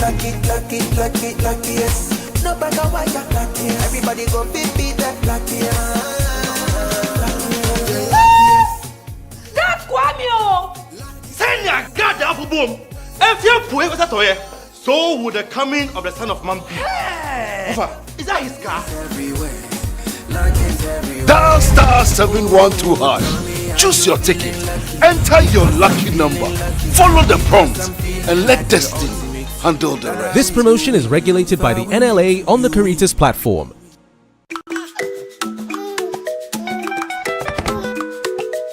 How may I help you today? We'd like to open a bank account.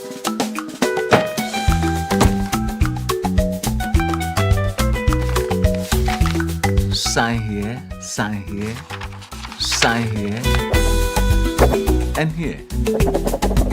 And now you draw direction to your house. I need your thumbprint. And I'll need your birth certificate too. No, I need the original. A lot has changed since you banked like this. So have we. We've made it easier than ever to open an account online and bank on the go through our mobile app, online banking, and more. EcoBank, a better way to bank your way. Sign here, and here. EcoBank, the Pan-African Bank. This is a people's game. They will be bubbling about this one for weeks and months to come. Let's go!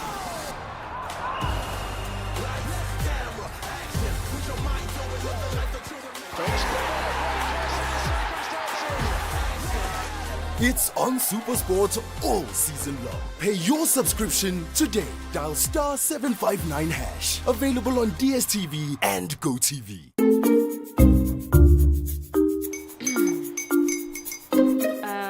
Kwame and his uncle are almost here.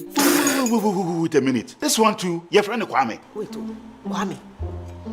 As in the same Kwame again? Yes, Mommy. The second coming. Into all this tension just to reintroduce that broke boy from Kaswa. Why would you deceive the family like this again? Now I understand the whole delay. Troll from Kaswa dear. Why wouldn't he be late?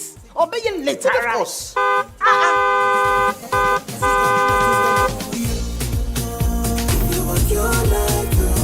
Star 712 hash, star 712 hash.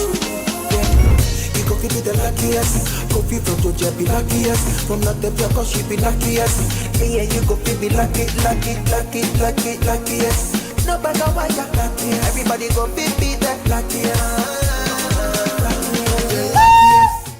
God Kwame o. Send your God down for boom. If you pray with that toy, so would the coming of the Son of Man be. Is that his car? Dial star 712 hash. Choose your ticket. Enter your lucky number. Follow the prompts and let destiny handle the rest. This promotion is regulated by the NLA on the Caritas platform.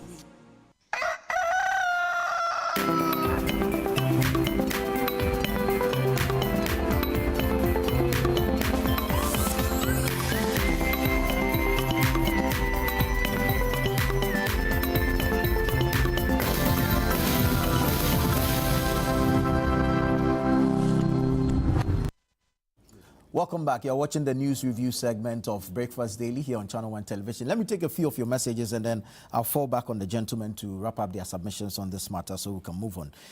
The Sahel states are doing everything possible to be self-reliant. They don't want to depend on any Western countries for survival and they are on track. Even creditors have to rather chase them to accept aid from them, but they are focused to be on their own. But here in Ghana, we are still dependent on foreign aid. Our forefathers who fought for the independence of this country will be regretting sacrificing their lives for NDC and MPP to be taking their sacrifices for granted. All right. Philip from Kwabenya says, good morning. The deportees should be grateful that Ghana received them. No one has won deportation fights with Donald Trump, even those who are married to Americans. He could deport them to Guantanamo Bay, where they would have been treated very badly. Once you get to Guantanamo, life will not be the same, and it may take months before getting to your country. They should thank Ghana. This one says, good morning, Nana. The inconsistency in this government is becoming too much. You remember BOG governor saying they didn't intervene in our exchange rates, but the president says otherwise. You remember the president saying Gold Board is buying gold from Galamsey S, but Sami Jemfi says otherwise. This is very, it wasn't emphatic. Well, you are inferring. You are inferring. But, okay. This one says, good morning. On the topic of the U.S. deportation MOU, let's not create the impression that those being deported and removed from the U.S. didn't do any wrong.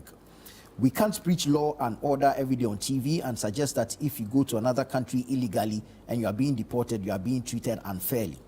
We should rather be encouraging legal migration for those who want to see greener pastures. Ultimately, as a people, let's focus on making our country a desirable place to live so that people don't desperately seek to travel outside. Wisdom from Kaswa sent that one in. Christian from Sandema says, good morning, everyone. This government is confused. Over 40,000 Ghanaians have been displaced and are now refugees in other countries, and they are receiving deportees from the USA because of money. This country is not safe. Keep your messages coming in. Elvis, wrap up on this for me. Few seconds, and then I'll take Honorable Champion's final thoughts on this. I think as at Tuesday, the Department of Homeland Security published new data that since Trump assumed office this year, total people who have left the U.S. because they are not supposed to be there for infringement of the U.S. immigration laws is over 2 million. And that 400,000 were deported, means that they have the serious crimes, offenses. And the 1.6 million left because they were served documents that for reasons A, B, C, D, including driving offenses and so many. When you look at the offenses, there are a lot of them. So many things that if you do, it means you have breached their law. You have to. So far, they said 2 million people out of the U.S. because of enforcement of their laws. Right. See, let's understand that. You see, if people travel and decide not to come back, people go and do all kinds of things. It affects those who would generally want to go. Now, even students who want to travel to go and school in the U.S., because they have data to show that a lot of people giving student visas have overstayed. Now, people generally who want to go and stay, maybe after they will come back, are being denied visas. So you see, all these actions, at the end of the day, affect the generality of the public. I want to say that, see, when the government knows that they've done the wrong thing, they should just accept and admit that no circumstances should deportation take place when there's only an MOU. There should be a bilateral agreement, and it's only under bilateral agreement that the deportation can take place. They should admit that they are not sent it to Parliament and they will go and do retrospective approval for it. That, to me, will be a genuine admission of what is happening. I believe the president that indeed we have a bilateral agreement. I don't believe what the foreign minister has said that it's an MOU. I don't believe it. I believe the president. But as Minority has said, clearly the Supreme Court is clear. What we are doing is against our constitution. And they say we don't have to let the world see us in a certain way that, as for Ghana, government can breach the constitution and still defend it. I don't think that that's the kind of democratic process we want to go through. So let's do the right thing. This issue is unfortunate, but that's me. As from my assessment, the pressure the U.S. they are pressing on us. The policies they are, but the pressure is giving us. We have no option but to make concessions, and I see the deportations as a concession, so that the pressure that is coming on us. Ghanaians will be shouting if tomorrow they say if you apply for U.S. visa, pay $15,000 as a bond. How many of us can afford that? Right. And we will now be insulting the president and the government that they cost it, and that they are the ones who have made the U.S. government to put that in place, that we now can no longer go to the U.S. now. We, the same people, get angry with the government. So some of these things, though we may not want it, but we must understand the government is also looking at the balance and see how will it look like if what is happening in Malawi, that if you apply for U.S. visa now, you pay $15,000 as bond before you even your application will be considered. Will Ghanaians be able to accept that? When we are limited to 3 months a single entry, we are all up in arms against the government that they should do something about it. So I think that we should just accept that we are at a negotiation table. Our cards are not strong. The U.S. have a very strong card. We are bowing to them. Let's get it through. Let's do the right things and let's move on. Very well. Honorable Secretary Champo. Nana, like I said, this borders on our governance and international relations. If we've erred, eat humble pie and do the right thing. The executive, by our constitution, is vested with executive authority to act for and on behalf of the Republic of Ghana. They've gone to execute an agreement with the United States of America. All they need to do procedurally is to forward it to Parliament for ratification. I don't know what is in the content of the agreement that the minister is still dancing around this conversation and saying humanitarian and doing all sorts of things. This is giving us so much to talk about, which for me is needless. That's why in my earlier submission, I went so quick. I said it borders on our governance and international relations. Procedure is procedure. If something, you eat humble pie, and let's move on. And ratification, like I said, you have an absolute majority. You've gone to, execute an agreement for and about. That's the essence of His Excellency John Dramani Mahama being given the state sword and taking that oath for and on behalf of this country. He is supposed to execute things for and on behalf of the country. He has done it. And so he brings it to Parliament, you ratify it, we are good to go. Supreme Court has already said that in past we didn't get it right. This is the way to go. Let's get it done and we'll move on. Very well. Let's go we don't need food chop. Let's go to your background, your party, your region. Yesterday, the flag bearer aspirant, Dr. Mahamudu Bawumia, was in the region. I understand 15 NPP MPs have endorsed him. Hey, you have what? 87 in Parliament. If 15 from one region have endorsed him, then you are taking everything away to one side, aren't you? Thank you, Nana. Let me say that indeed last Tuesday, the vetting committee of the MPP vetted all 5 aspirants and gave them the reports are not out procedurally as we have to go through, but they've all been given opportunity to interface with people. And graciously, I was invited to the region. 2 presidential aspirants are in the region as we speak. His Excellency Dr. Mahamudu Bawumia is in the region, and then my own junior brother, Honorable Brian Champon, is also campaigning in the region. So both of them are campaigning in the region. But, democracy is a game of choices. And so certainly people may choose who they want to follow.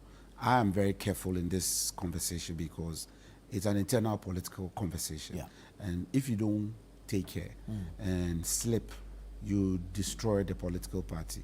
And my good brother Ni is waiting for our rhetorics, and then he will catalog all of them decently, and later play them to my big head and my nice ears.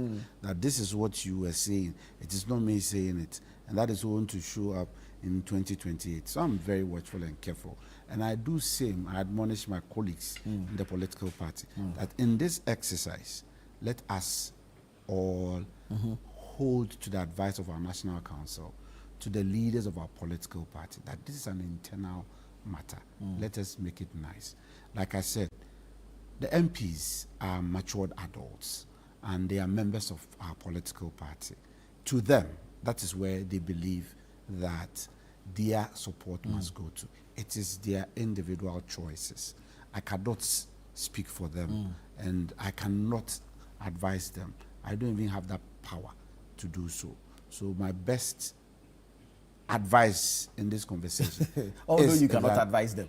Oh no. So this is a general advice. No, I'm speaking as a member of the New Patriotic Party, because my speaking must help to promote the party and defend the action. That is why I started off from last Tuesday's action. Exactly. So afterwards, my admonition has been that as we are all being given the blessings to go out there and interface with family members, let's do so with caution. Let us speak very well to them and move on. Very well.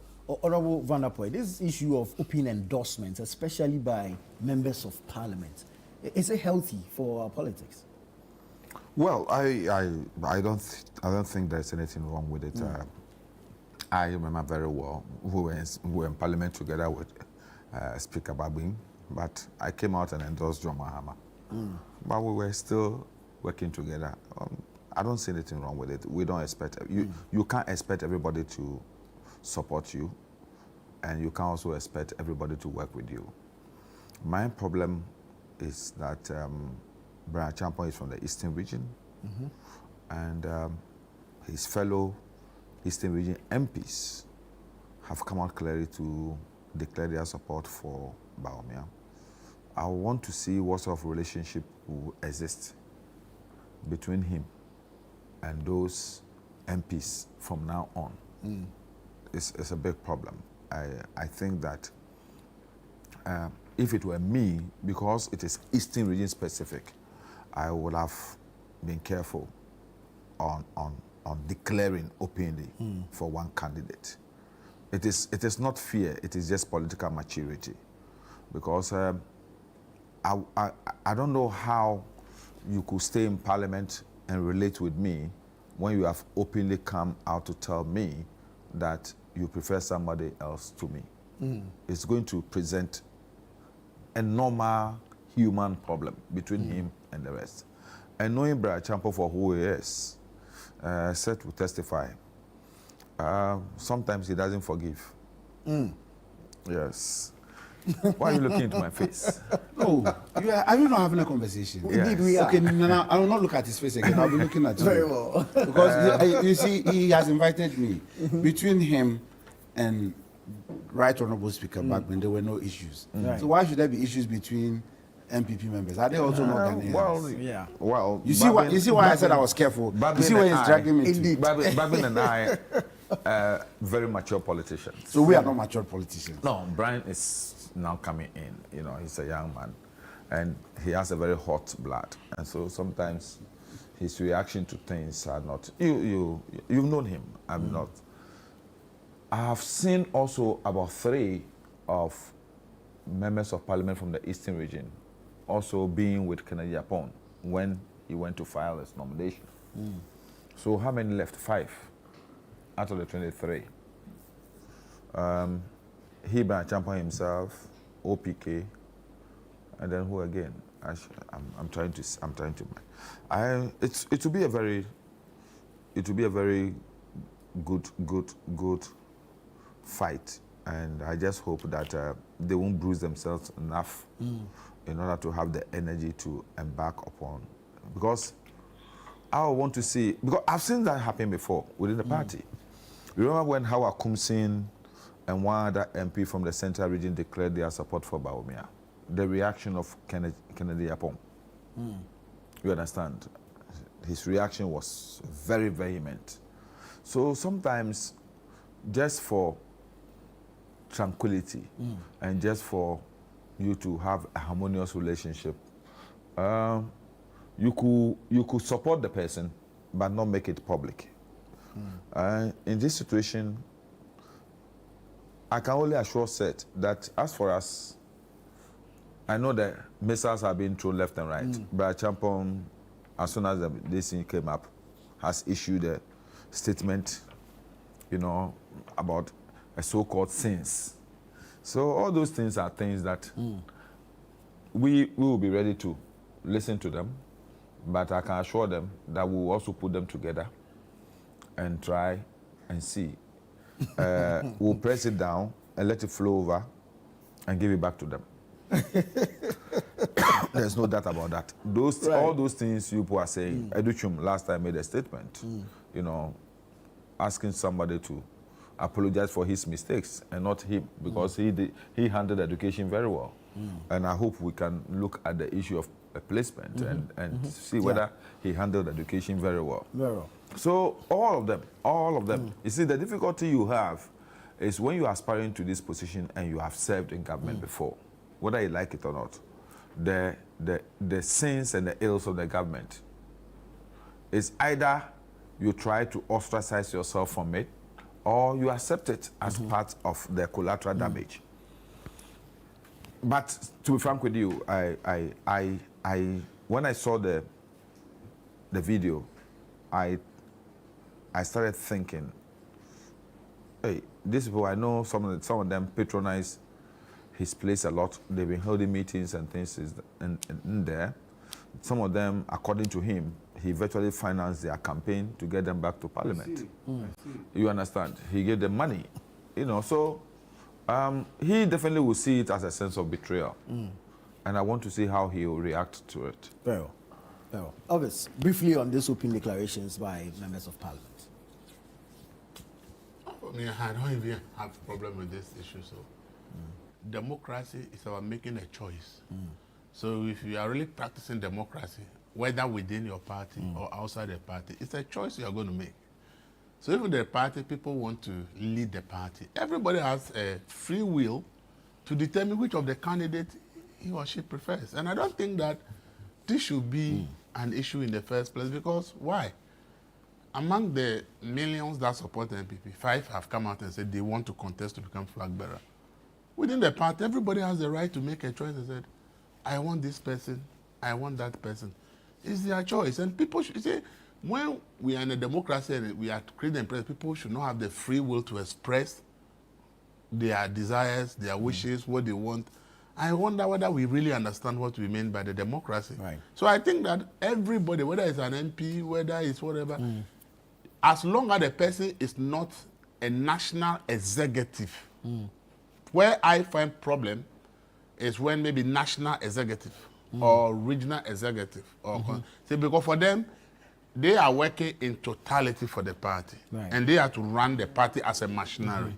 So if they should come out openly, sometimes the issue be, if you are executive and you are coming openly, it means that probably if it is possible for you to influence a process for somebody, you will do. So there's a conflict of interest. Exactly. But for aside those people, I think everybody in the party should have the free will to decide that I'm supporting A or B. And you should support the person based on what the person is saying I want to do. Not insults, not attacks, not anger. Why should you get angry because somebody chooses one person over you? Yes, you wish the person had given you the support, but the person thinks that, I don't have anything against you, but you are not my choice. It's not ideal. You are not. I don't have anything against you. But you are not supported you when it was look at the real. No. Look at the realism. No, the point is supported me in what way? Like honorable mention, what if I financed you? Is it true? If you support me, but the people have not come to deny it. Oh no, those issues there. Please. So is it true you supported me? Okay. And if you supported me at that time, did the support come freely, or is something that I've done for you that you are also recompensating for me? It is all these things I don't even understand. And as if I have not done anything for you, the fact that you support me means that automatically I should give you my support, my vote. Yes. It doesn't mean that. Politics, I know, is about loyalty. So if I said, though you support it, I'm not going to support it, it's my choice. I'm saying that let's not force people, let's not determine to people what choice they should make. Right. Allow people to make their free choices as to who and what they want. That is, in fact, that is what humanity is about. The fact that I will think that this is my choice and you say, oh, Elvis, I don't agree with you, I will choose. This is what makes democracy the beauty. So if we are present democracy and people are making choices in an internal election, I think it is what should be encouraged. Anybody getting angry because somebody has decided not to support his bid, for me, it's strange, and I don't understand why you should get angry. If there is, if you think the person work hard, okay, find out what you can do. The person may today say I will support you, but probably if you do your work well, maybe before the voting day, that same person who said he will not support you may change his mind. But the question is, if I say I will not support you today, and then you get angry, how can you win me to your side? You can't win me. You understand? And I think that we should allow people to make their choices. And that is what we must encourage in this country. Sometimes somebody has said, you cry, why do you belong to this political party? But why are you determining for the person what party the person should belong to? I don't think that we should encourage those things. Let's allow people to express their free will. It's the best way to live. All right. Honorable Van der Poel, we have just a few minutes to go, but I just want to know your thoughts on the school placements issue. We understand that, well, some relief has come there, but the challenges haven't gone away. Year after year, we see this. How do we address it? No, you know something? Let me say this. Right from day one, when this policy was started, I said, look, this country, sometimes we embark on policies without really looking at the sort of people, our social architecture. You see, you can't create policies out of vacuum. You must sometimes look at your environment, cultural, traditional environment, and see whether this policy, because it's been done here, can fit into your system. You see, we live in a country where, whether we like it or not, our social connections always will want people to look for certain favors. If I am a director at a school placement center and Seth comes to me with his request, should I still look at Seth and tell him that the machine will decide where your ward will be? You understand? Your family, your friends, your schoolmates, all these things, in the environment where that policy started, those things are not looked at. Those things are not allowed. It's not possible. But in our social setting, you have a school which was started by the traditional authorities, the community. Somebody's grandfather went and carried mortar to build the school. You understand?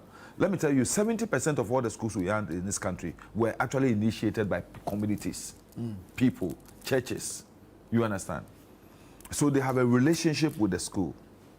The Methodist Church will never sever their relationship with the Infant Swim School and Wesley Girls.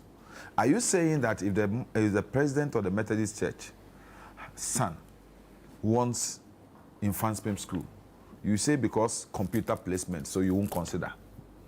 Are you saying that when the Ogua Traditional Council comes with their request that they want 2-3 of their wards put in Infant Swim School, you say you won't consider? These are the issues that are plaguing our placement system. And I can tell you, as a member of parliament, the last time in parliament, I went to Educhum with a list of 40. Realistic, people from my constituency, people who voted for me. And somebody, I know him, is a worker at AMA. He doesn't earn anything more than 2,000. His son has been sent to Sandema. You understand? He cannot even foot the transportation from Accra to Sandema. So he has a realistic problem. How do I assist? You understand? So I'll have to go to the placement center, talk to my friend, and make sure it is done. So these things are issues we should look at. I grew up in a system where you don't even know how selection is done. In fact, when I was going to SISFOP, I had admission from Achimota School, Bishop Herman, Infant Swim School. You understand? And I chose Infant Swim. Those days, the headmasters and of the schools, they go for the selection process. Selections are done. Somebody says that this process have the opportunity of giving everybody an opportunity to go to some of the Ivy schools. Look, these fingers are not equal. Right. This attempt of making Fanspim and Achirimsia Secondary School the same is not going to be possible. He's fighting the Fanspim too much because he's an old boy. Yeah. Oh, no, sir. Okay, let me use Impriso Secondary.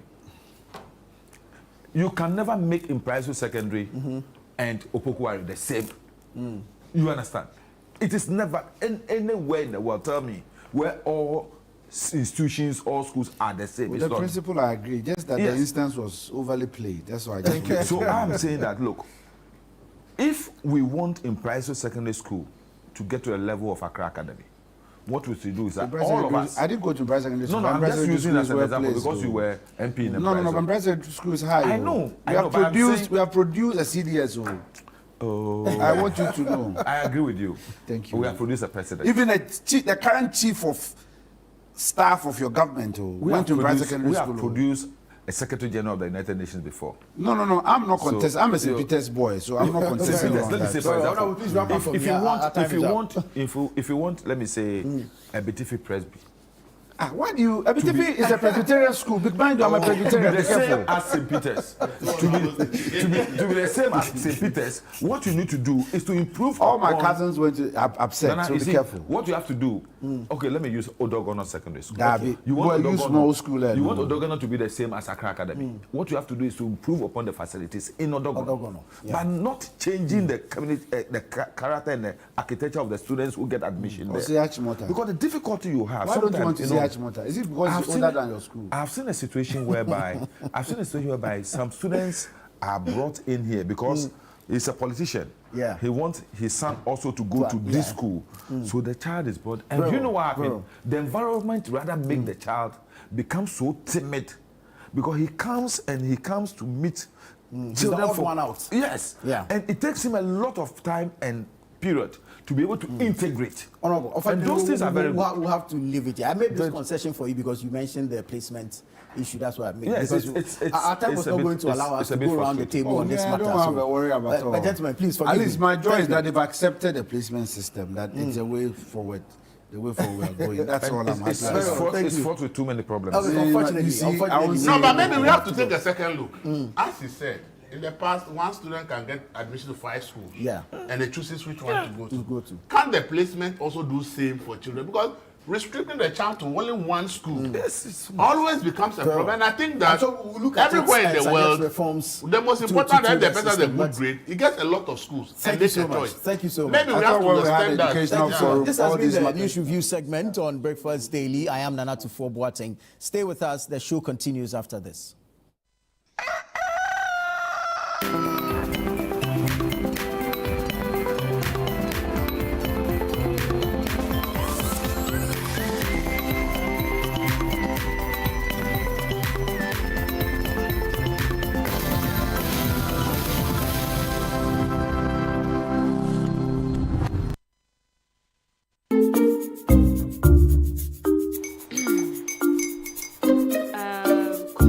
Uncle are almost here.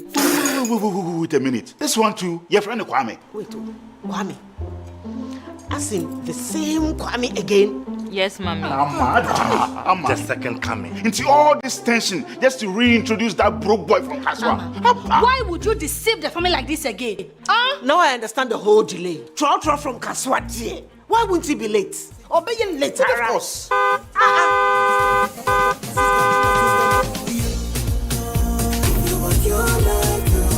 Star 712 hash, star 712 hash. Yeah, you go be the luckiest. Coffee from Georgia be luckiest. From not the cause she be luckiest. Yeah, you go be luckiest. No matter why you're luckiest. Everybody go be that luckiest. That's Kwame. Send your God the apple boom. If you're poor, what's that? So would the coming of the son of man be. Is that his car? Dial star 712 hash. Choose your ticket. Enter your lucky number. Follow the prompts and let destiny handle the rest. This promotion is regulated by the NLA on the Caritas platform. Life is a celebration of moments. big and small. The sun is scorching, I'm feeling the heat. With Piva Drink, every moment becomes a refreshing celebration. Piva Cola, Piva grapes and From the beach to your home, in every corner of your world, Piva Drink adds a burst of refreshment. grapes and orange. Give me Piva cocktail and tangerine.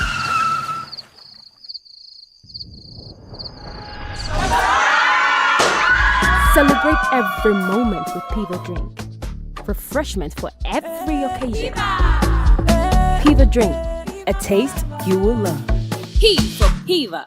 This advert is FDA approved.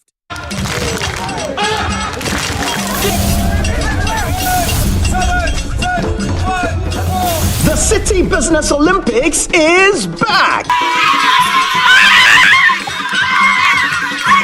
It's all about team building, networking, and staying healthy.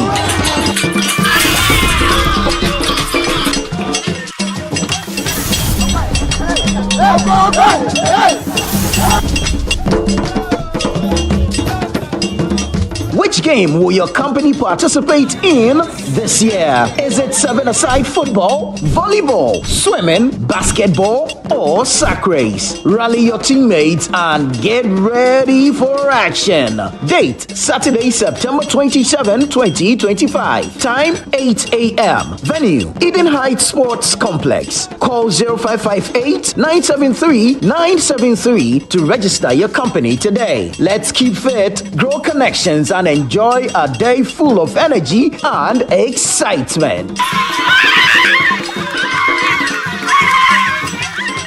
The City Business Olympics 2025 is powered by City FM and Channel One TV in partnership with Side Hustle, and it's proudly sponsored by UMB Bank and supported by Bethel Logistics, Dampong Healthcare, and Hallmark Cafe.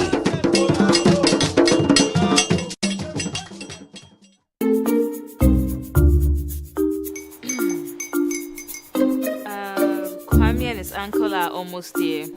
Wait a minute. This one too, your friend Kwame. Wait, Kwame.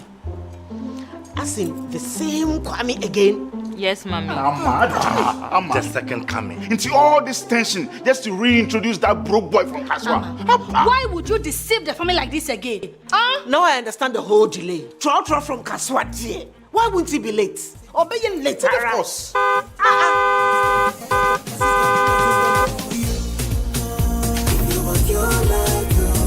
Star 712 hash, star 712 hash. Yeah, you go be the luckiest. Coffee from Georgia be luckiest. From not the pure cause she be luckiest. Yeah, you go be luckiest. No matter why you're luckiest. Everybody go be the luckiest. That's Kwame! Send your God down for boom. If you're poor, what's that to you? So would the coming of the son of man be. Is that his car? Dial star 712 hash. Choose your ticket. Enter your lucky number. Follow the prompts and let destiny handle the rest. This promotion is regulated by the NLA on the Caritas platform.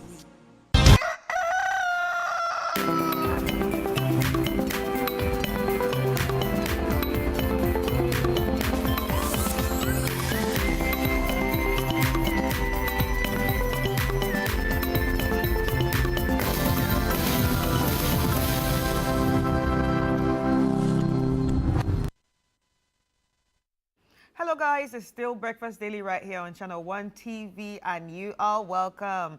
In case you are wondering, the show started at 7 o'clock with Nana Tufo-Boateng, and now from now on to 11 a.m.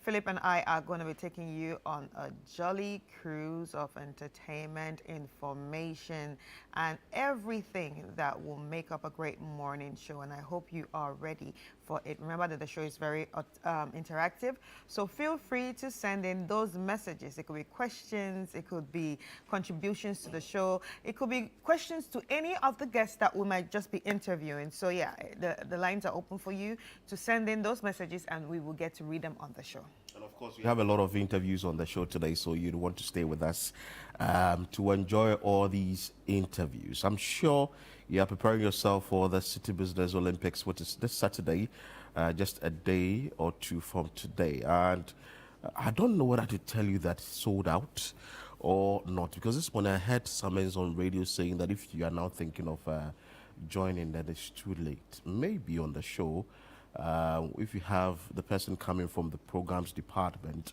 he or she would tell us whether it's been sold out or not. But for us, we are ready to have fun at Eden Heights Sports Complex, and I'm sure you are also ready since you've been able to secure your slot. You've paid for everything, and you are ready for the interesting packages we'll be giving you at the City Business Olympics, Chris. Yeah, and also remember that you can download the Channel One News app via the Google Play Store. So if you're an Android user, either with your phone or your tablet, head to the Google Play Store right now, and then please download the Channel One News app, and you could stay updated with all the news updates that we put on there wherever that you are. So even if you're out of Ghana, if you're out of Accra, if you're just, on the move and you want to check out the news, Channel One News app is your right choice. So head to Google Play Store right now.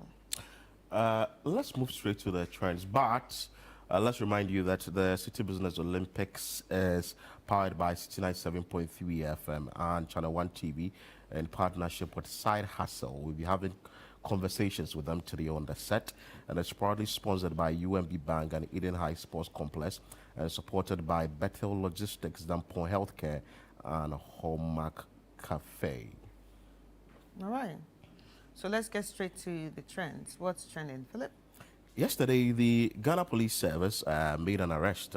10 individuals suspected to be in some sort of robbery syndicate. They were attacking rural banks and all that. So yesterday, the Ghana Police Service announced to the public that these individuals have been arrested. So they have dismantled a gang behind a series of robberies targeting financial institutions, particularly rural banks across several regions of Ghana, including Ashanti, Eastern, Central, Western, and Ahafo regions. 10 suspects have so far been arrested. 3 got killed during an exchange of gunfire with police, and a manhunt is underway to get others still at large. So a cash sum of 18,000 Ghana cedis, that's over 18,000 Ghana cedis, 104 US dollars, and 190 Liberian dollars, 5,800 naira, 31,000 safer, and quantity of assorted coins and all that. A number of things were found in their custody, but the good news is the police says that they've been able to apprehend these individuals. There's a video from the Ghana Police Service on that when the announcement was ongoing. We have successfully arrested 10 suspects. 3 other suspects were shot dead in the course of the operation during a shootout with the police. We have launched a manhunt for the remaining suspects who are on the run. We will not stop until we get them arrested. We were also able to recover 14 weapons, including AK-47 rifles, pump-action guns, a single-barrel gun, pistols, ammunition, vehicles, mobile phones, among others. So you heard from the Inspector General of Police, Christian Tete Yohunu, and he indicated that, well, we have apprehended these individuals. We are coming after the arrest, and also we have some comment on that, what the general public is saying about this important announcement from the Ghana Police Service. I think it's an important one. Let's bring you the comments, Chris, a quick one on right. that. So we have one from Nanaya Nyako. Good job done, Ghana Police Service. In fact, Ghana, we are not safe. How can civilians own such powerful ammunitions, and how and where did they get them from? That's a big question that everybody's asking. And the next one is from Sulemana Shamuna.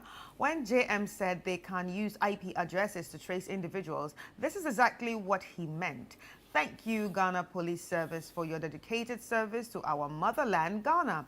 This action truly calms the heart, and I hope the Nigerian police force will emulate such professionalism. And Ganu Clint Kwame, what pained me is my club jersey he is wearing. Even one of the suspects, Yeah. right? Dominic Confidence or say until you travel outside Ghana, you wouldn't know how great Ghana Police Service is. Yeah. They have they have They have their negative yes, side, and but trust me, me, we have better security than most countries on earth. And Christopher Soko, check the phone numbers and you will track more people. Really? Well, yeah, they'll call the people, no? They're their friends, yeah. And Zubai Chukwu is saying, I'm yet to see any Nigerian. Man, no be God. Kudos to GPS. Well done. Well, this last one says that I can see a fine girl calling on one of the phones. One of the police officers should pick and let the fine girl know what. Okay, this one is actually. Yeah, actually, because when you go on the police page, when they put out there's a picture that they put out the ammunitions and there was a phone there. Ooh. And when you zoom into the phone, one of the girlfriends were actually calling. Asking where he is. No, not that that they picked it up. They just said girlfriend and calling. And that's when they took the picture. So everybody was like, oh my God, the girlfriend is calling. The girlfriend is calling. Pick up the phone. Let's see what the girlfriend has to say. In a way. That's a sad one, but that's a good one from the Ghana Police Service. In recent times, we've been talking about security, and now that the police service is intensifying security in this country, it's a good step in the right direction. So, like, we are taking the right decisions to see how we can get these individuals and put them behind bars, or probably they'll have to face the full rigors of the law. Chris, you have something coming from Rihanna. Yeah, we are soon going for a naming ceremony. When? Very soon. They'll send us our invite soon. Yeah, Rihanna welcomes her baby girl, and that's her third child actually, and yeah, her name is Rocky Irish Mayers, and yeah, she announced the birth of her daughter yesterday. Understand the name? There is a riot somewhere. Yeah, but there's a child. I mean, the child was born on the 13th. Okay. Yeah. Okay. So actually, everyone's name in the house starts with R. R. Yeah. I think there's Rebel or something. Yeah, I understand there is Riot somewhere. No, it's Riot. It's Riot. Yeah, Riot. The last one before this one is called Riot. Yes. Yes. Yes. So. And everyone's name starts with R. But I'm asking why you name your child Riot. Maybe it means something in another language. Really? It doesn't have to be English per se. Really? Yeah, because there are some words that are different in other languages. Oh, okay. But may sound differently in our language. Yes. Oh, okay. Okay, it makes sense. Do we have some comments on this? Let's share with our viewers quickly. Oh my God, she's so beautiful. My ovaries. Bienvenue, petite princesse, and that's by Yella Leticia. And we have the same birthday. Oh my God, look at this little cute thing. Hey, Rihanna. She finally got a baby girl, and I think that's the end of it, you know. I think this is the end of giving birth for her. Oh, she wanted a baby girl. And you never know. Oh, okay. You never know. Oh, okay. But some people just go on and go on and go because they're looking for a baby girl and they keep giving birth to 7 boys, then 8 boys, then the minute they forget, then a mistake happens, then that's the girl. Wow. But in her case, it's not there because she just has 3. This is But interesting. a lot of African families, we've seen that. We've seen situations where mommy will be looking for girl, and then it's just going to be a whole football team of boys. By the time mommy notices, mommy has given birth to everybody in the house. I'm telling you. Anyway, that's an interesting one, and I will say congratulations to Rihanna. Riri, congratulations, though. We are coming for naming ceremony and outdooring. I'd want to know the reason for the riot. You really want to know the reason? I really want to know the riot. I really want to know. Maybe, like you indicated, it's something else. Different meaning or whatever they may have gone through before the child came. God or something. forbid. Then you name me riot because of what we went through. But you're saying that it's mean different. No, if it means something different in another language, great. But if it's English and you link it to what we went through, riots. Wow. Anyway, that's Rihanna. I said congratulations to her once again. So then you can actually name your child protest, since there's a lot of protests going on right demonstration. now. So maybe you were pregnant during the protest or demonstration. Demo baby. Yes, demo baby. Demo. Or maybe at a imagine time when imagine being called Papa Demo. Or Mami Demo? Mami Demo. Demo is causing troubles. So Demo is demonstrating. Anyway, let's bring you the video of the day.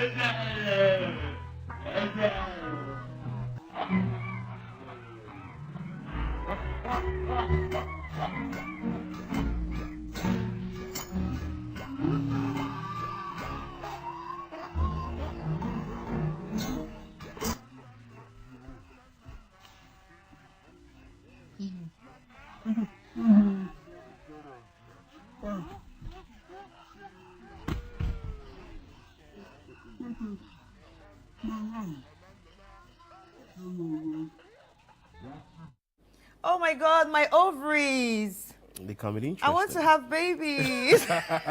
Please, I'm sure you're listening to Chris. My ovaries. My ovaries are like, See, woo. They can be very interesting. Oh my God, and my ovaries. They actually want to see who is in the house with them because they are seeing it in the mirror, but they want to see, is the person real?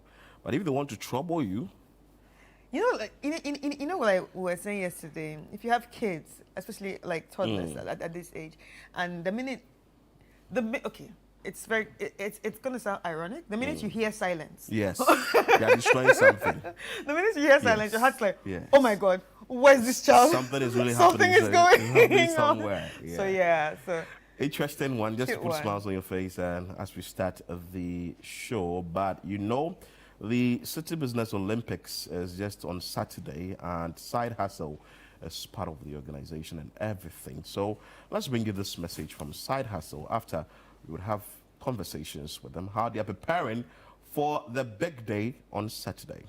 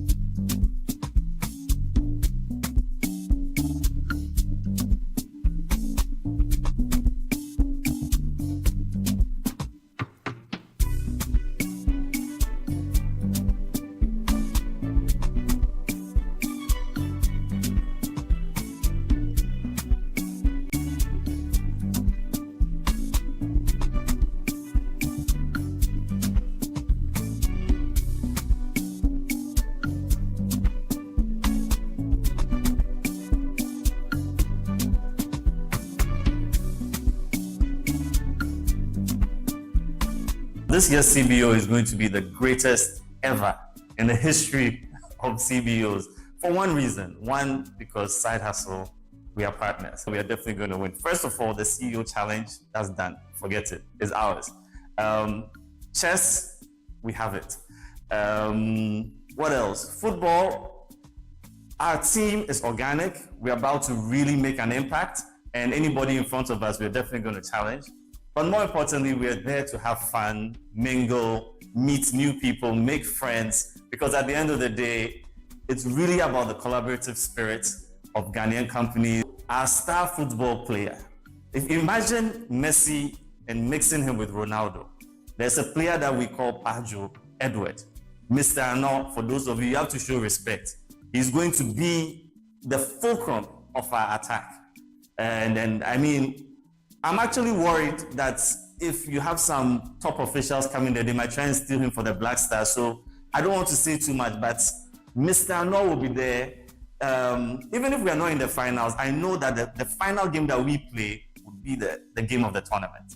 We've been working on our Side Hustle project for a few years now, but we've been doing it quietly. And the objective was to make sure we have something that delivers impact in the ecosystem. So when it comes to corporate social responsibility, what we're thinking about is everybody has to do their part in ensuring a sustainable, vibrant economy. I've said this countless times that I myself was unemployed at some point, and it's a very dark place to be in. So those of us that find ourselves in a good position today, it's important for us to reach out and help anyone that is on that pathway at different stages of the journey. Because we are bringing all the fun, because we are prepped for this game and we are going to win everything. I mean, the men are prepared, the women are prepared, and I am prepared because I'm wrestling there. So just expect me there. So we are winning everything. Like, yes, everything. Mark my words. We had to sack our coach. It's funny that we had to actually sack him so we could give him to Manchester United. We actually have a new coach now, and training sessions have been very fruitful. So we are hoping to beat every team that comes our way. And also, we have a surprise with regards to arm wrestling. So just watch out. We're ready. Listen, we are here. Side Hustle, join the movement. Get ready. We start from the bottom, now we're here. We're not here to just make up numbers. We're here to actually win it all. Get ready. Side Hustle. It's the movement. Side Hustle. It's the movement. Side Hustle. It's the movement. Get ready for the movement.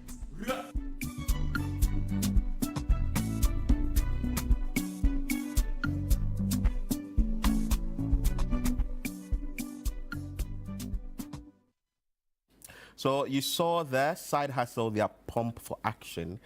They've prepared well for the day, which is Saturday, 27th September 2025, City Business Olympics. Well, joining us in studio are Sylvia Mensah, Customer Service Side Hustle, and Joshua Butche, who is the Creative Director at Side Hustle. You are welcome, lady and gentlemen. Thank you. How are you doing? Doing great. Yeah, good. Let me start with you, Joshua. Are you prepared for the Olympics? Yeah, I can say we are very well prepared for the Olympics. If you say you are prepared, what have you done to say that you are prepared for the Olympics? Like you saw in the video, I think people are grilling me for saying we've sacked our coach, but... Oh, really? Yeah, actually, but that's the truth. Why did you sack your coach? Because he's not good enough to prepare us for the Olympics, so we had to sack him. And you brought in a new coach? Yes. And what are the new things the new coach has brought on board? I wouldn't give it out now, okay, because it's a secret. Exactly. Anyway, so what are some of the disciplines you'll be participating in? Okay, so 7-a-side. Yeah, 7-a-side. Arm wrestling, sack race. Oh, you have the men? Oh, we have the men. Arm wrestling? Yes, we have the men. Really? Yes. Okay. You don't think I'm a man? Don't worry. When we get there, when we get there, you see what will happen on the grounds. Exactly. Anyway, let's go ahead. We will sack race, lime and spoon, and I think I'm wrestling for women as well. Wasn't it? Sylvia, you be doing the arm Yeah.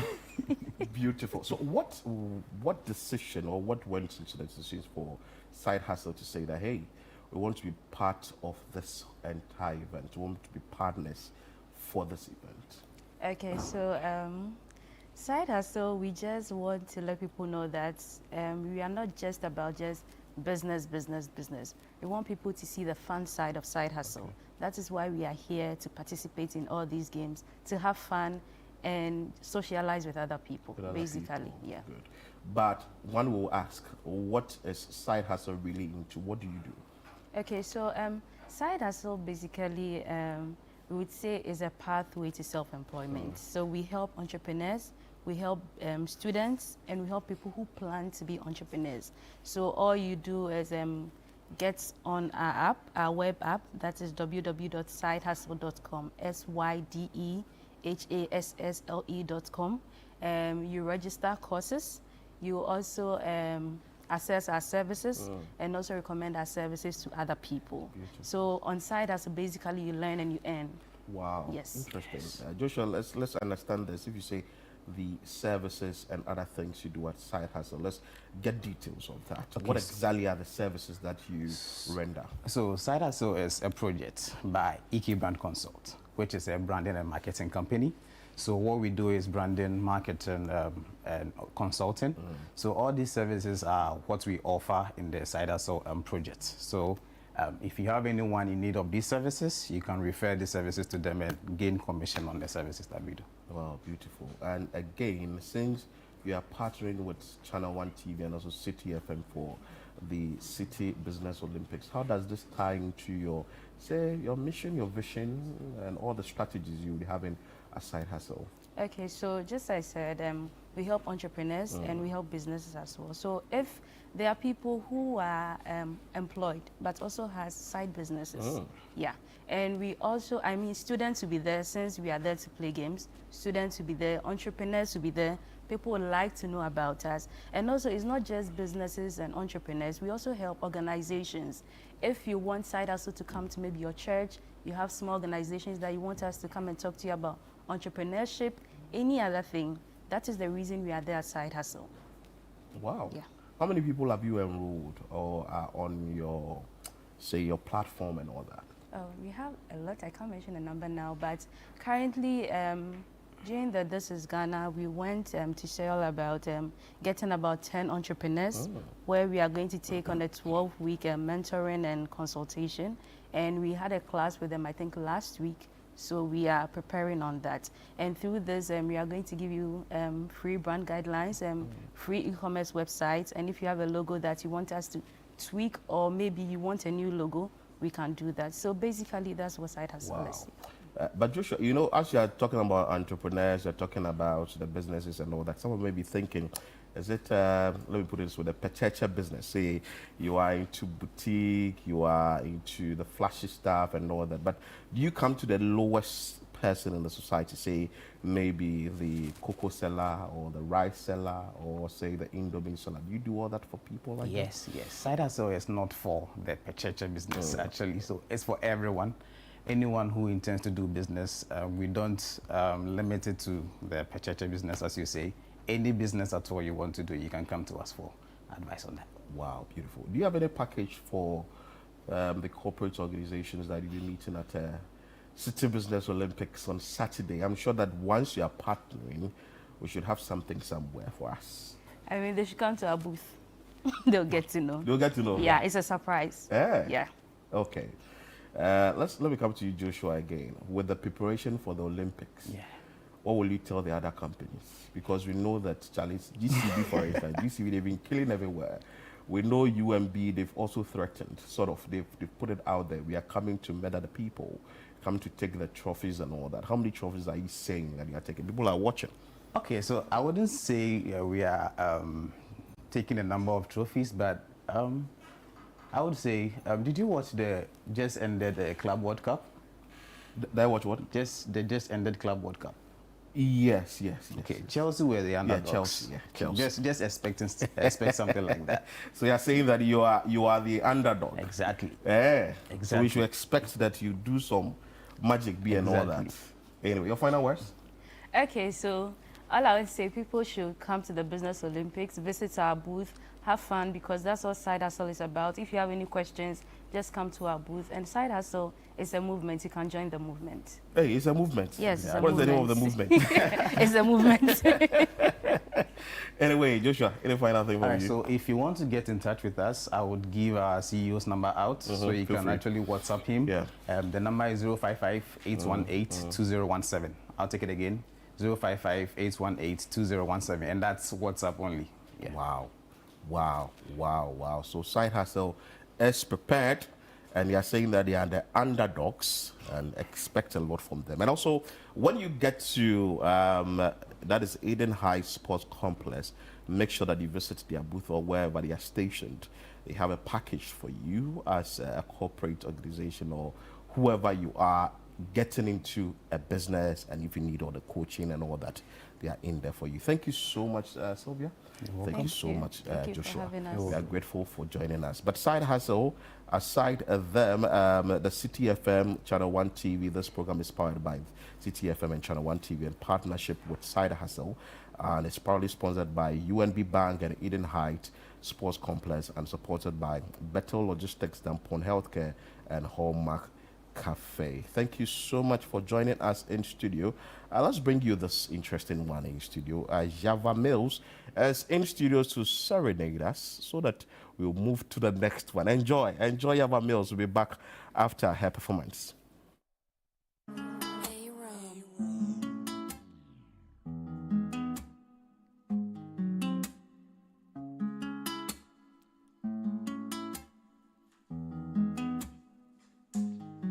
Je lève ma voix à mon âme, tout ce grand feu qui brûle en moi, bien pur que tu le saches, que je ne suis pas lâche. Ton mot sans moi deviendrait sans froid. Oh, oh, oh, oh, oh. Bah, pourquoi je suis moi? Pourquoi tu es toi? Pourquoi sommes-nous là? Pourquoi cette bataille? Pourquoi c'est comme ça? Demande que ça va pas. Maman, ça va mal, ça ne va pas. Serre-moi la main, oui, refaire le monde, changeons celle-là.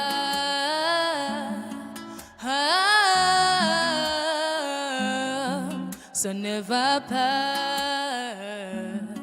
Serre-moi la main, oui, refaire le monde, changeons celle-là.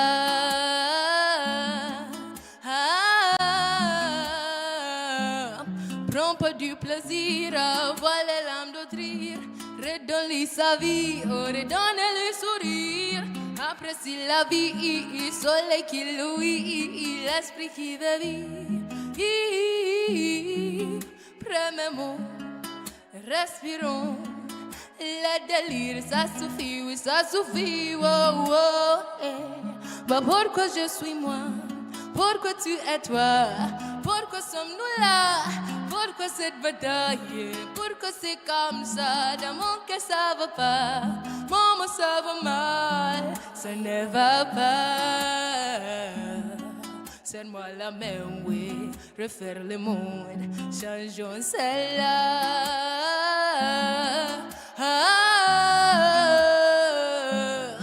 Ça ne va pas.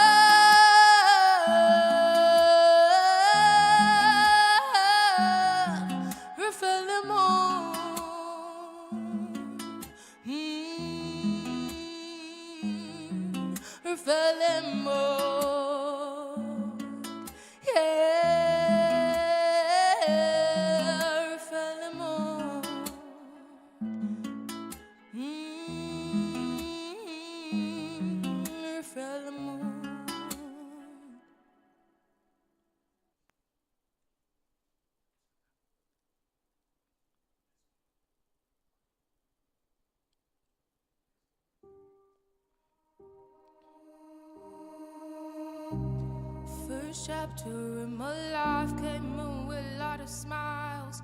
Thought life was rosy, but after a couple of miles, I noticed the hurt, struggles and pains you try to hide from me, mama. It didn't take too long to become a little wiser. You ought to be written or be the writer. I came to understand that many things where they glitter are not always the things we're gonna make you a winner. I bottle it up, more pain in my bottle.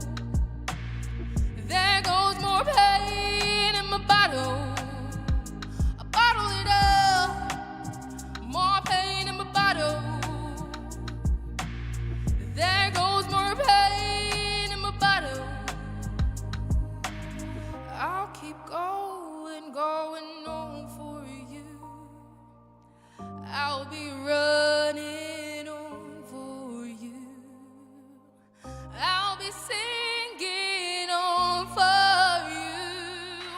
I'll keep winning, winning it all for you.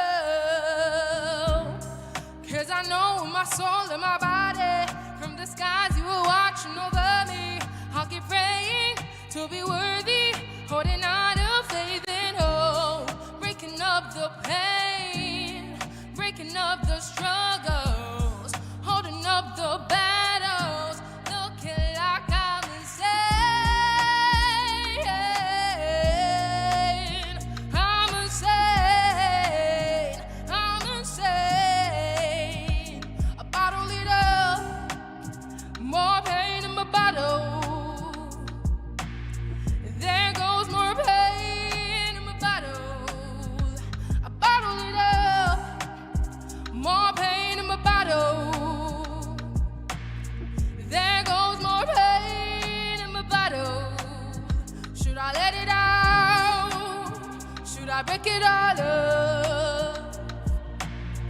There goes more pain in my bottle. Should I let it all out? Or should I break it all up? There goes more pain in my bottle.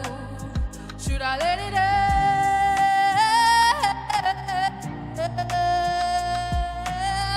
There goes more pain in my bottle.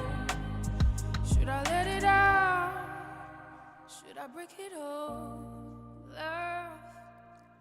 There goes more pain in my bottle.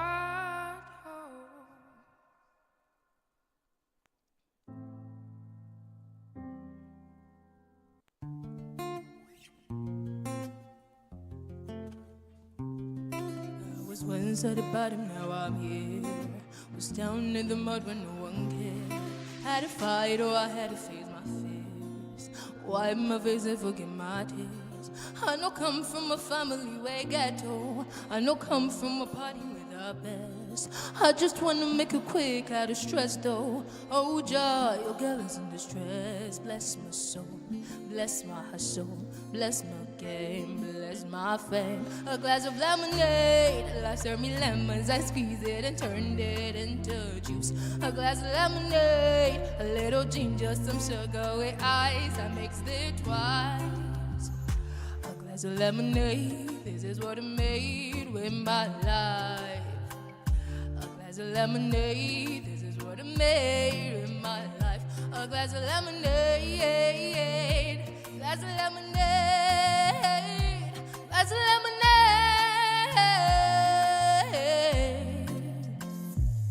And if I stumble, my fire I'll double, 'cause I know we're from far away. I'll remain humble, throw you poncho if you try to steal my lunch away. 'Cause mama once told me, girl, make you think twice in your life. If life gives you dilemma, only take one step back, comprehend before act. Oh mama, I listen to you mama. What you got, mama? Hey, I dedicate to mama. All the winners, mama. We'll be chillin', mama. Hey, we'll get there. We'll get there. We'll get there. We'll get there. We'll get there. We'll get there. We'll get there. A glass of lemonade, life served me lemons. I squeezed it, turned it into juice. A glass of lemonade, a little ginger, some sugar with ice. I mixed it twice. A glass of lemonade, this is what I made with my life. A glass of lemonade, this is what I made with my life. A glass of lemonade, glass of lemonade,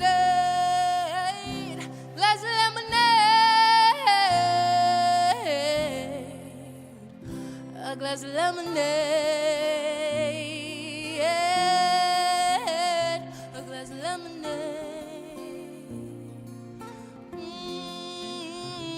Glass of lemonade, yeah, glass of lemonade.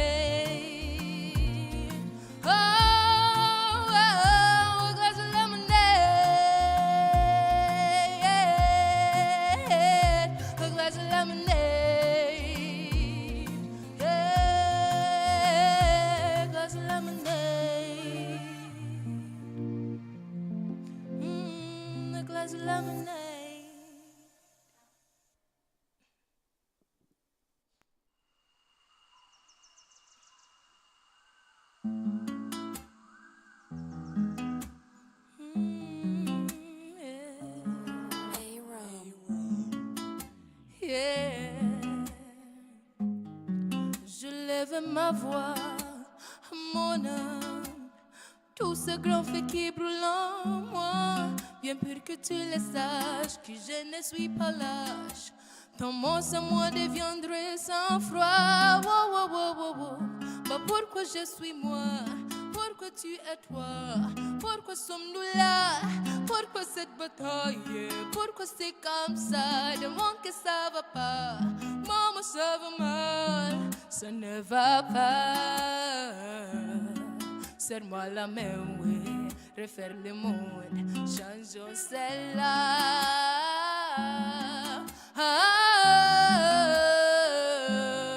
Ça ne va pas. Serre-moi la main, oui. Refaire le monde. Changeons celle-là.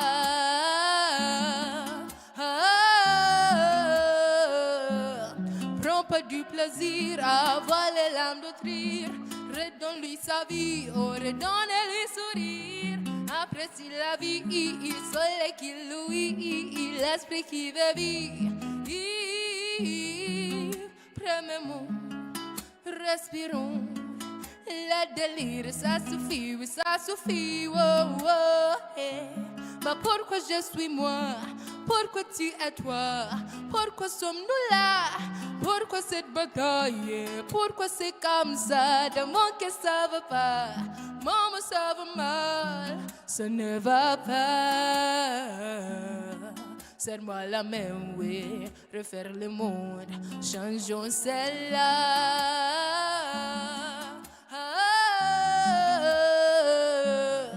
Ça ne va pas.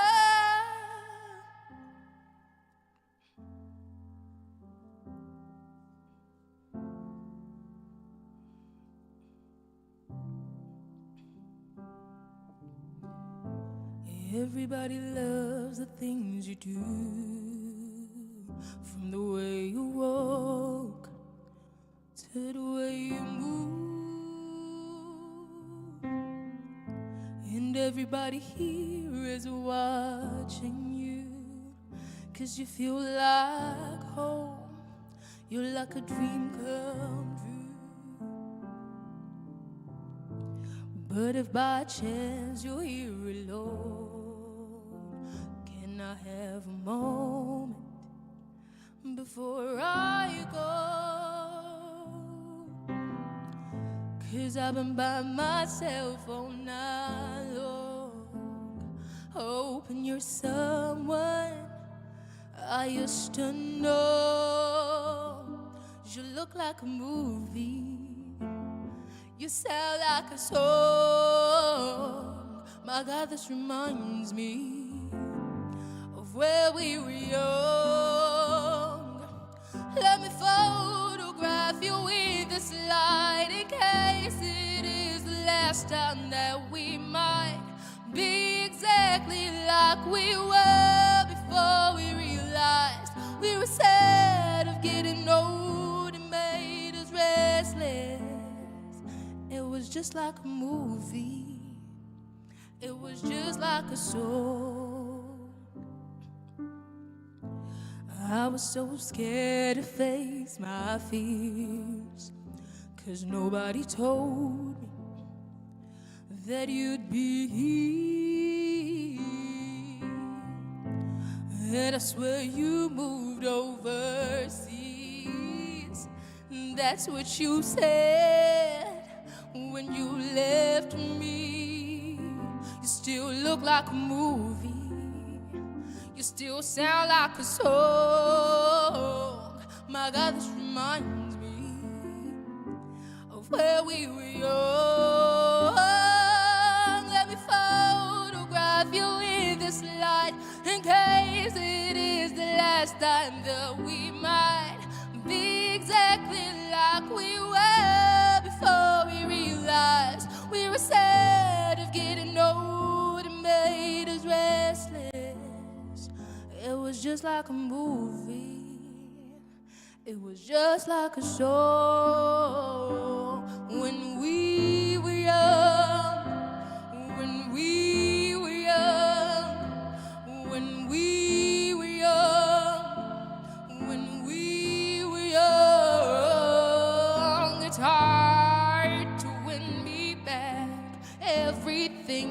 takes me back to when you were there, to when you were there. And a part of me keeps holding on, just in case it hasn't gone. I guess I still care. Do you still care? It was just like a movie. It was just like a song.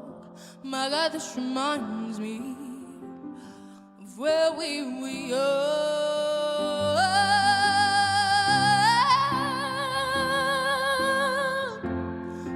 Oh, let me photograph you with this light, in case it is the last time that we might be exactly like we were before we realized we were scared of getting old and made us restless. Oh, I'm still mad, I'm getting old, it makes me reckless. It was just like a movie. It was just like a movie. It was just like a song when we were young.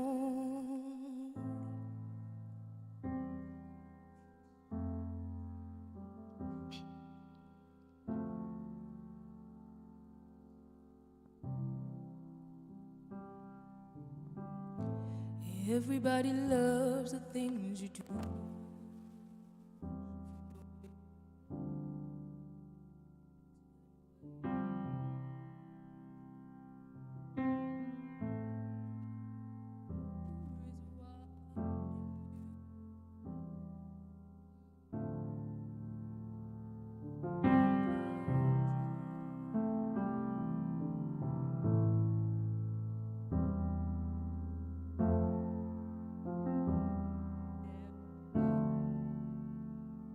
Hello. How are you? I'm doing fine. Yes. Great song there. Thank you. Wow. How long have you been doing this for? 3 years. 3 years. Yeah, 3 years. And you started from a competition. Yes. And how did that go? It went really well. It Yeah. went so well. But unfortunately, I got disqualified. But that didn't stop me. Yeah, I decided to move on. So yeah. Yeah. And I see you singing in French or Yeah. So how did that come up? So the French song, which is Refrain Le Monde, was done for a competition. Right. Yeah, a Francophonie competition organized in Belgium last year. Yeah, and we were asked to sing songs in French. We were asked to compose our own songs in French, and yeah, that's how that song came about. Right. And I also see you doing a bit of zouk. How did that come along? Because like your song about the lemons, the beats had zouk. Like that's like very Caribbean. How did that come up? Yeah, so it's also my style of singing. So I'm not just a singer. I'm not just an Afro soul singer. I do other genres as well. So yeah, I do pop, I do Afro beats and all kind of things. Yeah, but who do you listen to? I listen to Rihanna, I listen to Stonebwoy, I listen to Black Sherif, Adina, Miss V, and a whole lot. Yeah. Right. Yeah. And internationally, who do you listen to? Internationally, I'd say Jennifer Hudson and Whitney Houston. Yeah, because I could see a bit of Jennifer Hudson with a very strong voice. Thank you. Nice. So what are your plans for this music journey? Okay, so my plans are to perform beyond borders. Yeah, and I also want my music to get to the smallest areas of the world. I want my music to have impact on the lives of people. Yeah, because I sing based on life experiences and not just singing. So how many singles do you have? Right now I have 3 and a 4th one is on the way coming. Yeah. Interesting. And you're thinking of an album soon? Yes. Or an probably EP? next year. Yeah, next Which year. one? Album or EP? Any of them. Any of them? Yeah. All right. So who would you ever want to sing with if you had to feature one person? Okay, so I'd love to sing with Stonebwoy. I Why? really love Stonebwoy. I love his style. I love his style of music. I love his art. I love his confidence. Yeah. And I would really love to perform with Stonebwoy. Yeah. So if he's watching us today, I would really love to be with him. That's interesting. That's interesting. But how can people listen to you? So people can listen to me on all music platforms, and yeah, they can also reach out to me on Instagram, YouTube, Yava Mills, TikTok, Yava Mills, and on Snapchat to Yava Mills. And if you want to listen, if someone wants to listen to you on streaming platforms, on all streaming platforms? Yeah, it's Yava Mills. Yeah. Okay, so it's Spotify, Boomplay, everything. Everything Yava All Mills. right. YAVAMELS. All right. So, what is the future going to be like? Well, the future is going to be so good because there are hits on hits coming. Yeah, and I would love to perform at events as well. Yeah, because right now I'm done with my exam and I'm just home. Yeah, so I would love to perform at events in the coming years. So if anyone would love to book me, I would be available. Yeah. All right. Thank you, Yava Mills. All right, ladies and gentlemen, we've listened to Yava Mills, and she was serenading. And she serenaded us in English and French, and she had this very strong voice, and even tried different genres. Because when I heard the zouk, I was like, that sounds very Caribbean. And she just let us know that, look, I'm not here to do one thing, but I can test all the waters, and she has proven that. So if you want to listen to her, and if you want to support her, and also want to watch her grow, go out there, follow her on all social media platforms, and then stream her music on all streaming platforms. We'll be back. Let's take a quick break.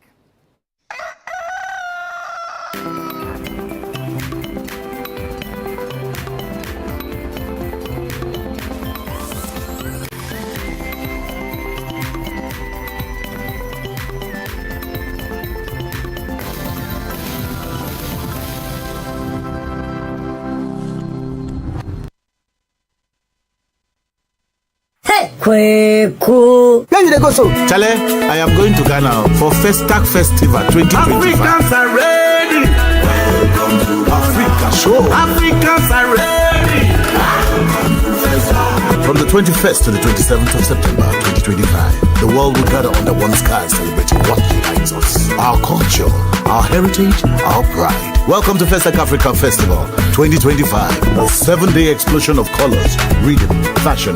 Festac Africa Festival is not just an event. It's a festival of impacting inclusion and changing lives. Powered by Ghana Tourism Authority. Register today at www.festacafrica.org. Africa is ready. Ghana is ready. Accra is ready. Chale, are you ready?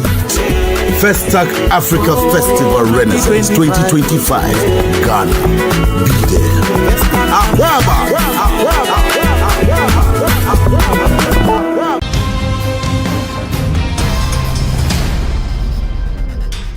On Footprints, this Friday, we have a conversation with Kofi Bentum Kwanson, a former director of the Bureau of National Investigations, who shares his story about his educational life as a detective, and rising through the ranks to become a director. A team was sent to Kumasi early December to cover, to verify on information that some meetings were being held at a popular bar in Kumasi, near the stadium. I forgot the name now. A team was sent to Accra early dawn to go and raid the place. It was a raid. Between 5:30 and 6.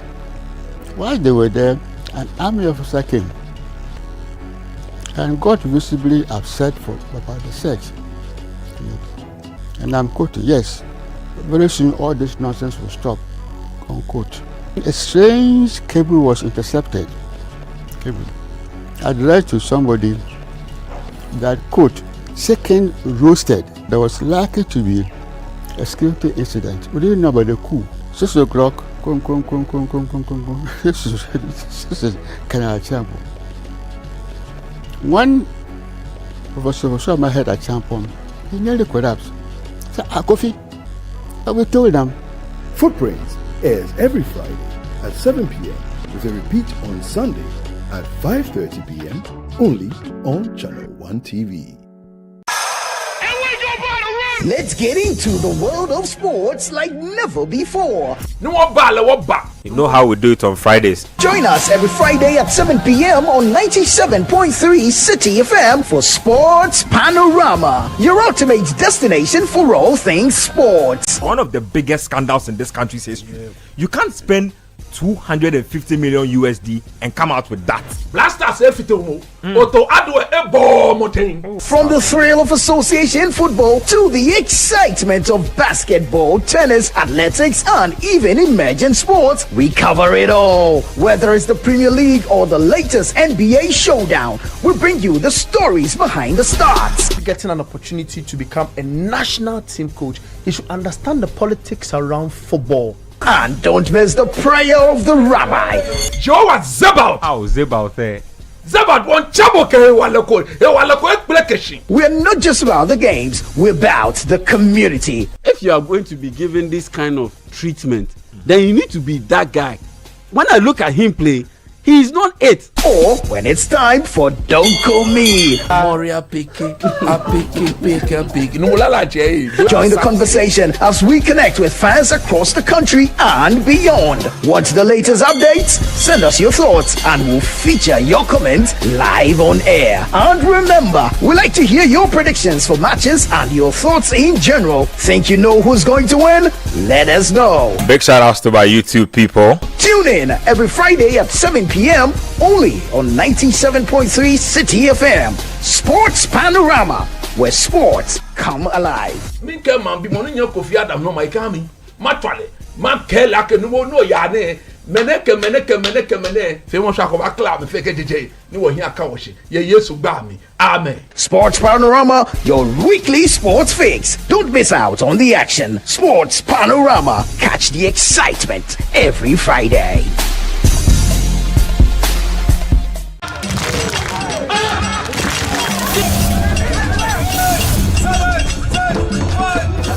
The City Business Olympics is back. It's all about team building, networking, and staying healthy.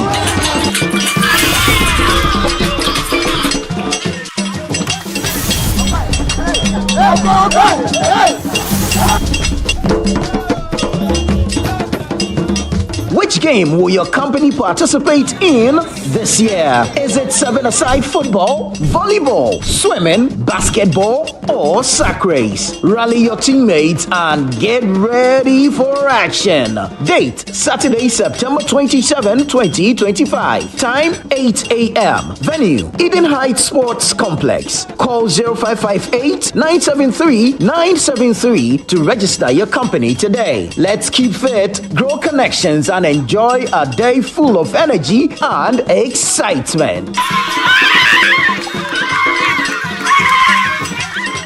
The City Business Olympics 2025 is powered by City FM and Channel One TV in partnership with Side Hustle, and it's proudly sponsored by UMB Bank and supported by Bethel Logistics, Dampong Healthcare, and Hallmark Cafe. In a world filled with challenges, we all need guidance, hope, and a lifeline to anchor us. This is Lifeline, and I'm your host, Fred Crunchy Mensa. From social issues, relationship challenges, and family matters, Lifeline is here to inspire, uplift, and guide you on your journey. Where we give you support, where we hold your hand through the valley and through the thick and thins of life. Join Bishop Fred Crunchy Mensa. I welcome you especially to Lifeline. Every Tuesday and Thursday at 10 p.m. right here on Channel One TV. Let's walk this path together, strengthen our faith, our families, and our lives. Lifeline, because every soul deserves a guiding light. Tune in to Lifeline on Channel One TV and let's grow together.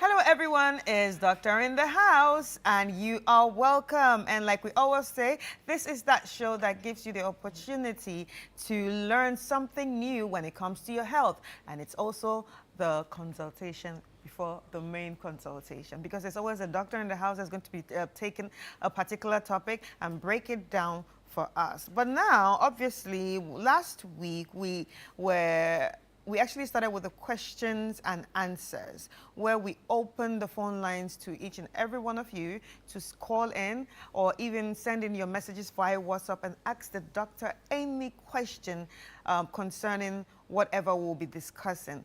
And last week it was all about the ENT, ear, nose and throat. So this series is almost coming to an end about the ear, nose and throat. So this is the second part of the question. So feel free to call in or send in your messages and ask the doctor. If you're wondering who's the doctor in the house, especially if this is your first time joining us, it's no other than Brigadier General Dr. Nii Obodai, who's an ear, nose and throat surgeon and former commander at the 37th Military Hospital, and now a medical director of the Roseburg ENT Clinic at East Legon here in Accra.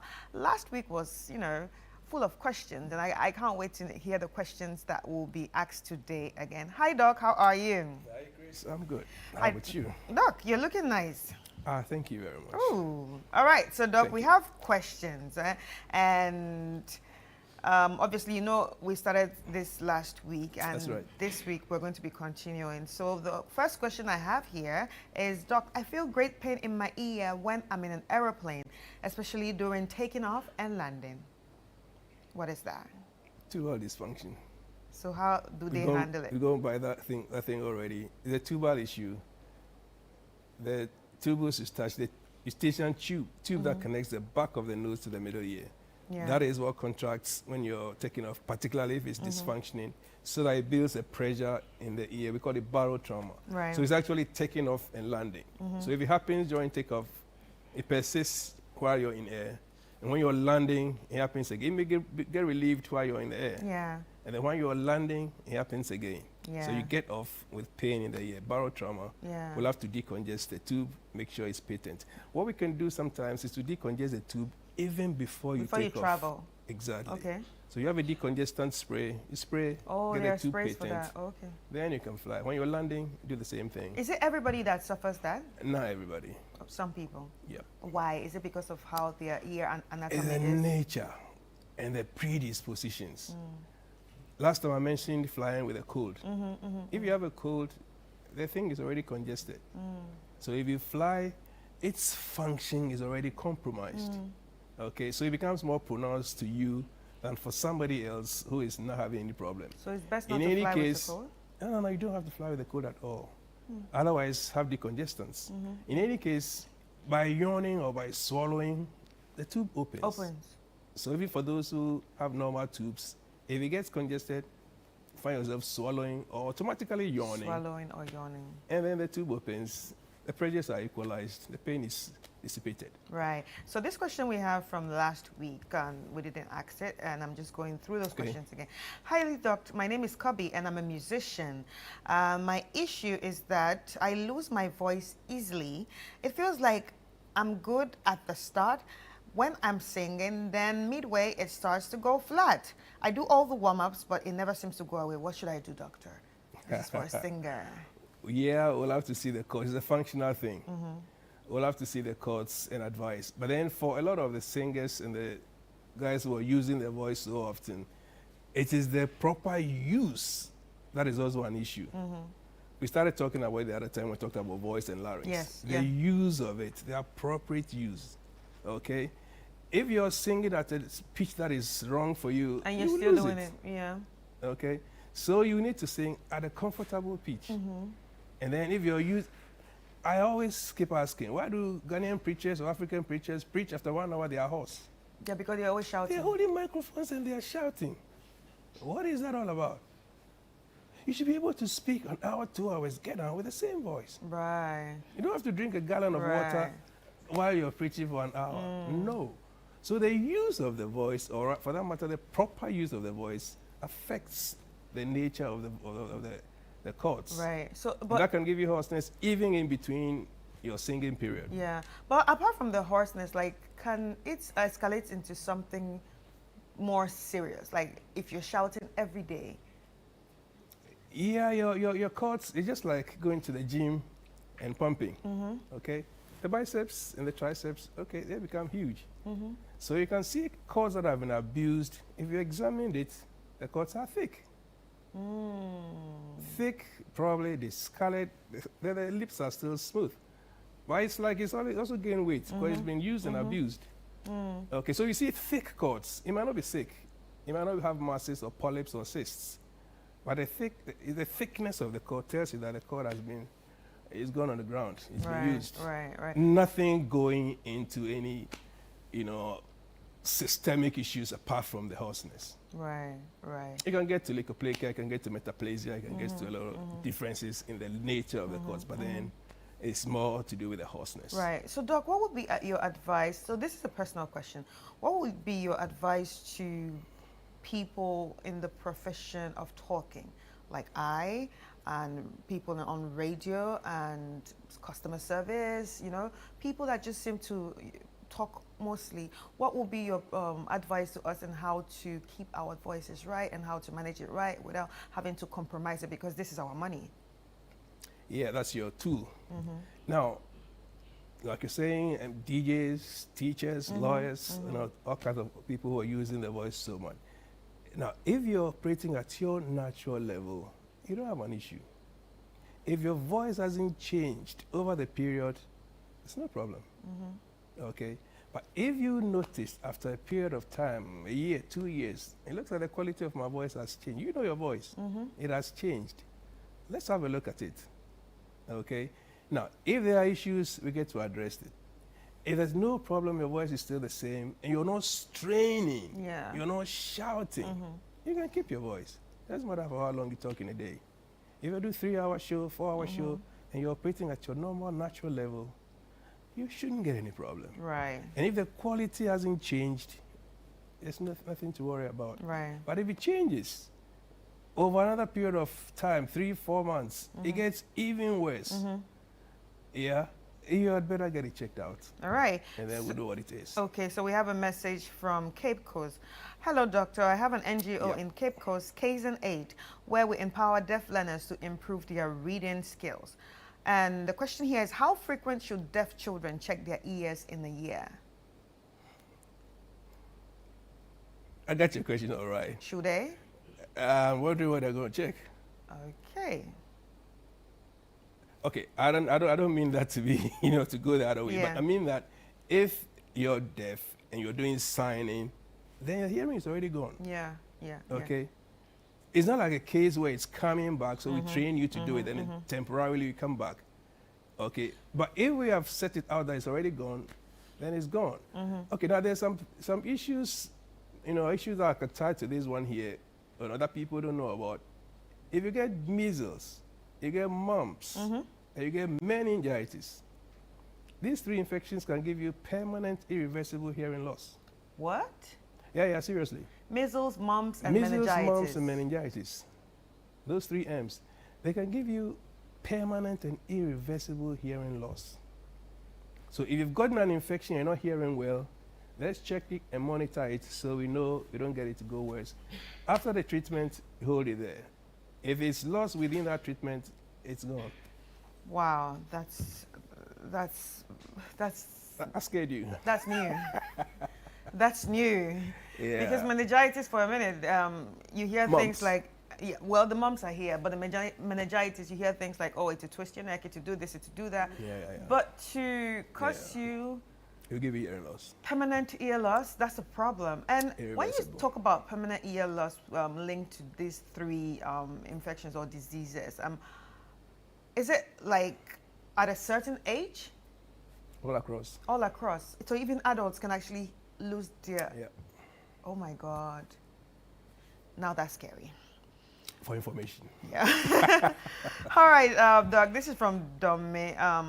My name is Alfred, and I have a brother who was not born deaf, but he can't hear. We had the ears washed in the hospital with medications, but to no avail. What do you think can be done to help him hear? He was hearing before. Yes, he was not born deaf. He's not hearing no more. Yes. Okay. They've gotten their ear washed. Have they gotten a test done, a pure tone audiometry? No, he just said we had our ear washed in the hospital with If medications. If it's wax or debris in the ear, we'll wash it out. After that gets washed out, the hearing should return. If it doesn't return, you got to get a pure tone audiometry done, hearing test. Then you will know the levels of the hearing, the intensity and the frequencies that a person has. Right. And then if it degenerates, you know further that the hearing is coming way from the inner ear and not from the outer ear at all. And so they need to get a hearing test done so we can appropriately diagnose it. All right, so Kwame from Kumasi is asking, kindly ask the doctor for me if halitosis has actually got anything to do with the ENT infections. Yes, it has. So, particularly chronic sinusitis and chronic tonsillitis. Oh, chronic tonsillitis and chronic sinusitis. sinusitis causes halitosis. Yep. So if you deal with it, like, do they have to be happening at the same time or just one of them? No, one or the other. It may either be as a result of a chronic sinusitis. We know we explained that time when we showed it with the pus sitting in the maxillary sinus. Yeah. Okay. And once pus is offensive, the It boil, when you get a boil, you squeeze it, the pus that comes up, it's offensive. Yeah. Now, if you have it sitting in the sinus, it communicates with the nasal passage. So air goes in, air comes out. As you breathe in, breathe out, you get an offensive smell. So that is one thing. Chronic tonsils can also give you bad breath because it's exuding all the time. You have exudates coming out the tissues, like we mentioned, some of those stones that you don't want to hear about. Yeah, tonsil stones. All right. Hello, good morning, sis. I'm Gashon from Sampa, and my question is, my mom always complained of her ears whenever she carries heavy loads for a time. And then last week, like this, she could not sleep just because of the pains in her ears, because of the heavy loads that she carries. Doc, she has pain in the ears when she carries the load. Heavy loads, yeah. You want a straightforward answer? Stop carrying it. Right? Stop carrying it. Just stop carrying it. Or don't carry heavy ones, carry lighter ones. Okay, but then I don't know the relation. I don't know the relation directly because you're carrying a thing on your head. All right, so have pain in your Doctor, head. just stop you there. But so we have a caller on the line. Hello. Hi. Hi. Good morning. You are welcome to Breakfast Daily. What's your name and where are you calling from? All right. Sorry for that. Anyway, Doc, you're saying. Yes. So I'm saying that I'm wondering the connection between the load on the head and then the pain in the ear. Okay. If it's the neck muscles, fine. I'll give it to her because the neck muscles are, are in use while you're carrying, turning your head kind of thing. But for the ear, I'm wondering how it's related. Is there something she has noticed? So okay. So we have John from the East region. Hi, John. Yeah, good morning, please. How are you doing? I'm good, please. All right, John, you are welcome to Breakfast Daily. Yeah, I want to find out some of the environmental factors. Some of the environmental factors that causes this ENT. That causes what? The environmental factors that causes this ENT syndrome. All right. So environmental causes environmental issues that causes any ENT problems, basically ear, nose, and throat. Oh, quite a few. As we went through discussions, we mentioned pollution, noise pollution. All right, noise that can affect the hearing. As we talked about allergies, we mentioned environmental issues as well. So immediate environment, things that are around you can give you trouble. Allergens, if you're particularly allergic, and then noise pollution. Typically, the things that will come up straight away. What about the throat? Sorry? The throat. Yeah, throat, nothing serious. The allergy, nasopharynx. Okay. So it can appear, show up in both areas there. Right. As for food substances, you eat it, you like it, you carry on. You don't like it, you stop it. Right. So they're not things that are under your, outside your control that are without. But then But when it comes to pollution, noise whether pollution you want is or not, one. is happening. Yeah.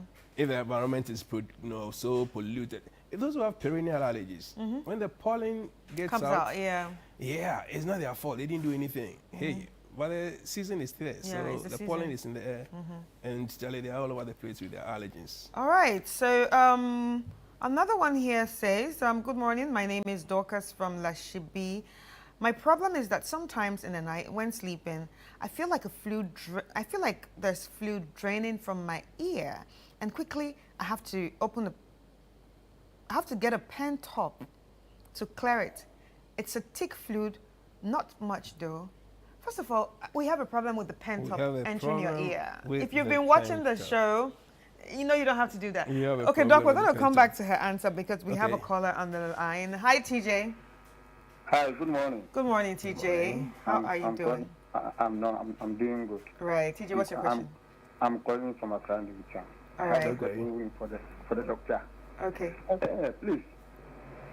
Sir, doctor, I wasn't having a problem with my nose, but I happened to travel to the UK. So when I went and came back, since I came back about over 5 years ago, anytime I apply a spray, deodorant, big deodorant spray, and Mhm. it gets into my nose. That is it. My nose will start running. Anytime, even if somebody is sweeping and the dust goes into my nose, that is it. My nose can run about three or 4 days continuously. It wasn't like that with me. Yeah. I don't know. I don't know. It was because the weather over there that caused that. I don't know, because I don't have that problem. Yeah. I came back, started having that issue. Doctor, what is happening? Okay. Thank you very much for that one. What it simply is allergy. Allergy. Okay, he has noticed it. He's put a finger on Mhm. something, Yeah. the deodorants and the sprays. Yeah. So he knows Mhm. that is exactly what it is. Okay, so you're reacting, you're sensitive. If you didn't have it before, you have it now, you have become hypersensitized. It builds up also. Oh, okay. There's some things you didn't used to react to, and But then now, suddenly you yeah, find yourself yeah, reacting to. yeah. You've built up the sensitivity. So you're now hypersensitive to it. Right. Now, if it's running, it means that if it continues running, it means that the thing is right there. The things If around you're him. continually using the spray, you're continually reacting. You continue reacting because it is right there with you. Okay. So now that you put a finger on it, if you're able to cut that out, you're good. Right. So what you have is allergic reaction. Allergic reaction. All right. So Henry from Ashaman is joining us. Hi, Henry. Yeah, hello. Hi. Hello. Yeah, please. I would want to ask a question. Actually, quite recently, I've been having this chronic cough. Not severe, but it comes regularly. I take medicine, it goes and it comes back, and I don't know what actually the problem is. Chronic cough. Cough? Yeah. Yes. Cough, yeah. Okay. Most of the times dry, at times it comes with phlegm. That was what I was going to ask. If it's just a dry, irritating cough or a productive cough. Now, if you have a productive cough, you know that you're getting infected. So it produces, cough, sputum, kind yellow, green kind of thing that is coming deep down from the throat. If it's a dry cough right from the throat, it's just an irritation in the back of the throat. You're clearing, you're coughing, irritation. It may also be signs of other things. Okay, some medications can give you irritation in the throat. Oh, okay. Some So medications can some do that. medications, some BP medications can give you irritation in your throat. So it's important to also know the side effects of some of the medications you're on. That is, if you're on, long-term medications. Right. But if it's just irritational thing, find out what is irritating you. If it's got an infection and you're producing cough, you're coughing with productive Yeah. sputum and things, Right. then get it treated because Right. that's infection. Okay, so let's talk. Let's keep. Let's go back to Dorcas. Yeah, somebody has a question. The fluid in the ear. Yeah. The thick fluid in the ear. She says it's not that much, but there's actually fluid. I'm wondering how you get fluid flowing in your ear Yeah. if it's not When pus. she's sleeping. And if she's sleeping and she wakes up and there's fluid in it, all the thing you can have in the ear is wax. Unless you have fungi in the ear. Oh. In any case, it will not be like fluid Flowing off. that you get a pent up to pick up. No. If it's wax, it's sitting there. It's like grease. It doesn't flow. Yeah, it's just there. Yeah. So it should be able to differentiate if it's pus that is flowing from the ear, wax that is sitting there, fungal debris, or whatever. The ear must be examined. Right. and then we can All right, be so able to help her. Dorcas, your ear must be examined. This is coming from the nurse, me. All right, so Doc, this is a very interesting one, especially to everyone that uses ear pods. Dear doctor, my name is Emmanuel from Kumasi. There is something in my ear that is always swelling after using my ear pods, and it's really painful. Please, doctor. Something that is swelling in the ear. Mm-hmm. What can that be? I don't know. Is that a furuncle? Is that a pimple in the ear or what? Because if the canal is fine, the earpieces are kind of budded. They even Yeah. have some soft part of it. Mhm. So when it goes in the ear, it's comfortable. But if you have something growing or sitting in the ear like a furuncle, a pimple, that an earbud sits on, it will give you pain. Yeah. Okay? So let's have a look at it, see it, All right. get to diagnose it appropriately, and then we can give him help. All right. Okay, so we have Hands a over the caller, line. Na, from Russia here in Accra. Hi, Na. Hi, Auntie. How are you? My name is Chris. Okay, please. I'm having a baby, 1 year, 3 months. Yeah. And she's having cold. When it feeds, it goes and comes back again. We buy cough syrup, and we are told that the cough syrup will bring out the phlegm from her. But still, we are still having this phlegm in her nose, and even when she sleeps, then she smells it. Yeah. So, how long has this been going on for?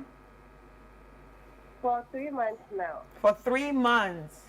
Yes, please. Okay, so Doc, so the baby has been having some sort of cold and cough and phlegm, Yeah. but it's been going on for 3 months. So they've been medicating. You're my assistant now, so I think you can. Adenoid. Adenoids. If yeah. it's the kid I'm hearing in the Adenoids. background, that's a little kid. Yeah, that's it's a kid. likely the back of the nose is blocked with adenoids, Yeah. hyperplastic adenoids. Hyperplastic adenoids. Hyperplastic adenoids. Yeah. So the nasal passage is full, no ventilation, Mhm. almost wet, almost Mhm, always wet, mhm. running. So this one, likely she to be has to go adenoid. to the Of course, hospital. it can be an allergic issue. Mhm. Allergies will come and go. Yeah. Yeah, but if the adenoid is sitting there, cutting out the ventilation, the nose is always wet and infected. Yeah, yeah. So you should be able to see to it, be well diagnosed. and Yeah. then So Dorcas, they you can need offer to, help. yeah, you actually need to go to the. I mean, it was not that cold. Yeah, you nah, need to from go to the Russia. hospital to rule out Get it adenoids properly and stuff. diagnosed. Yeah, yeah. All right. Okay, Doc, we have another one here. Good morning, Doc. My left ear sounds like there's a living thing moving inside. Doctor, what is that? Can I use eardrop? I need to see it, or an ENT guy needs to see it. Yeah. Okay, it's difficult to. But sometimes bugs enter your ear. Bugs will enter your ear, and that will not keep you quiet at all, Yeah. because they'll be wriggling. They are also confused. Okay, so like I said, you have to just be able to get some oil in there, so you suffocate them, they die, and then later on we pick it out. Yeah, but what if he does the oil thingy and it still goes on? That's what Yeah, but I don't know what is going on now. So we are not saying you should use an oil. Yeah, we don't know what is going on Yeah. now. Okay, that might not solve the problem at all.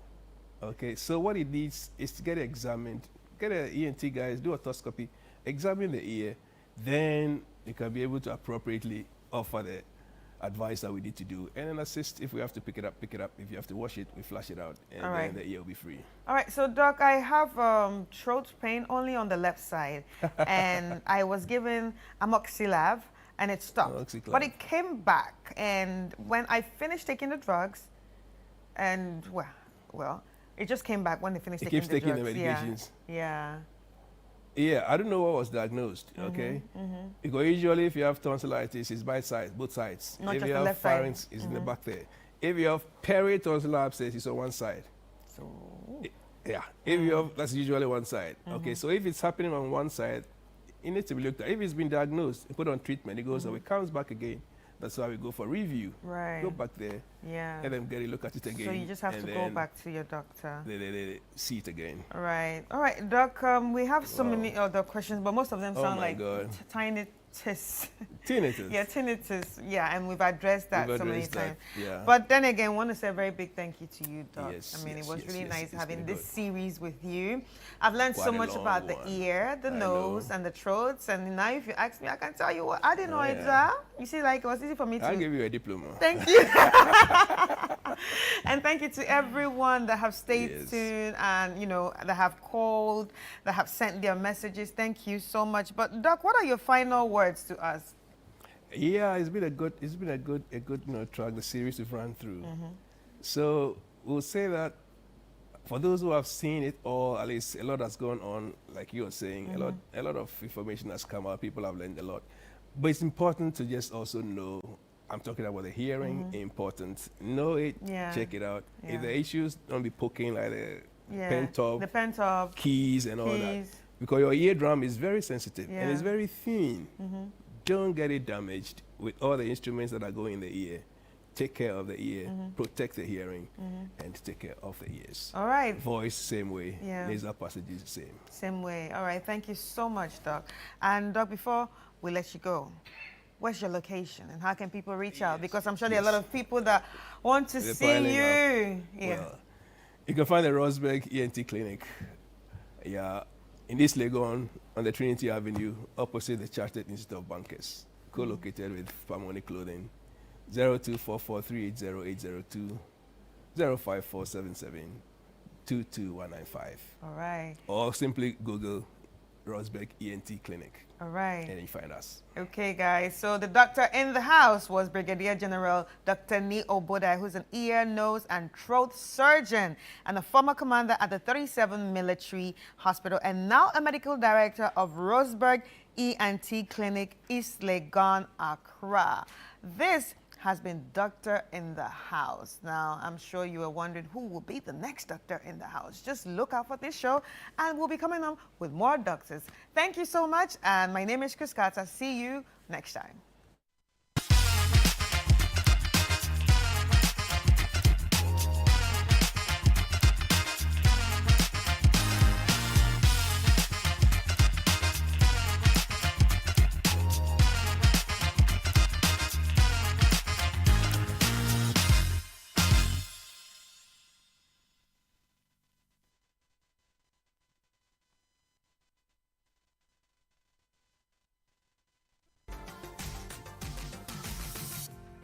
Welcome to Entertainment Highlights on Breakfast Daily, proudly brought to you by GhanaWeekend.com. My name is Didi Davis. Now let's delve into some stories.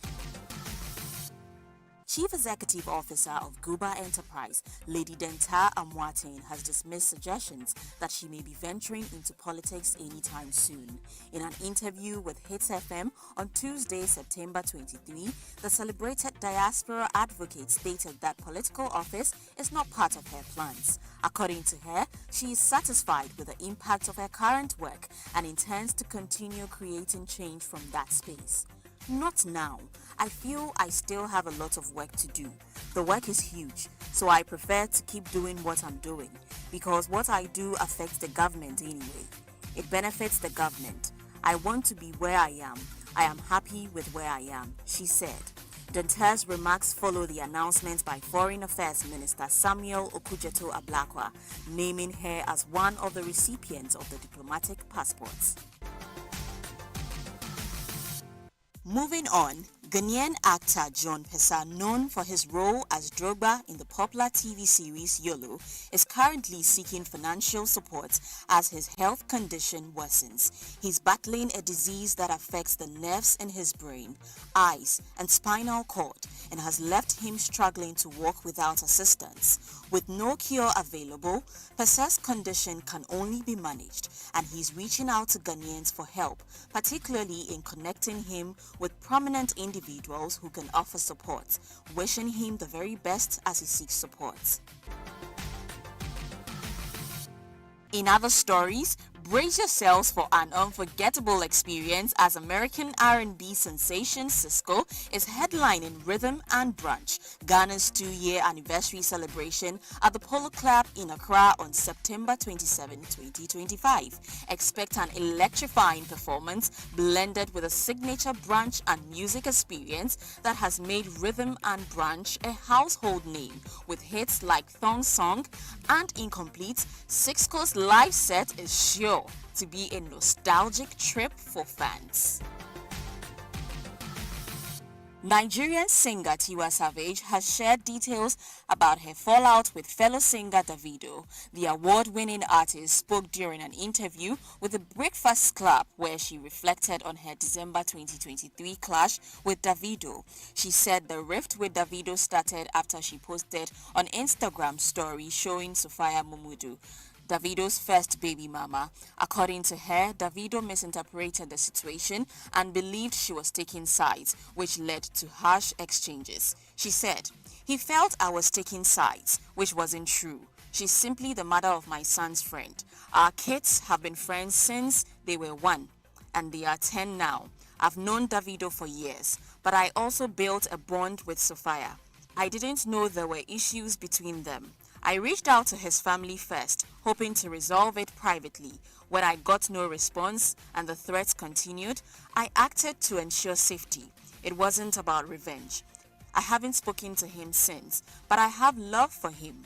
Our kids come first, and that's what matters." We haven't seen each other, and I'm sure it's going to be all love. It's definitely all love from me. And I want him to know, I haven't spoken to you, David, but I do want you to know that I do love you, and I would never betray you or like take sides.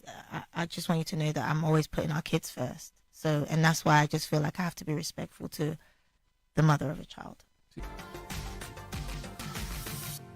On the international front, Cardi B is addressing speculation about her split with her ex Offset, claiming their divorce has been delayed because of him. The 33-year-old rapper, who's expecting her first child with her new boyfriend, NFL star Stephen Diggs, spoke about her ongoing divorce on Monday on X, noting that she's been broken up from Offset for more than a year. "Let me tell you something. I did things the correct way the first time. I fell in love. I got 2 rings on my finger. I lasted 7 years," she said on X, as recorded by a fan on Instagram. "Stop saying, oh, but you're still married. No, I'm legally separated." Although the app singer filed for a divorce in July 2024, she claimed it hasn't been finalized because her ex, with whom she shares 3 children, wants her to give him one of her properties. Now let's check out our Channel 1 TV's Top 10 Music Countdown.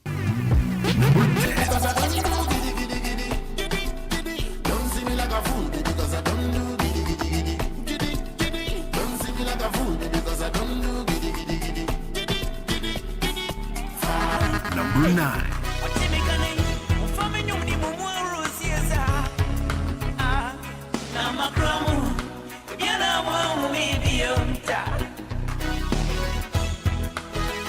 Number 8.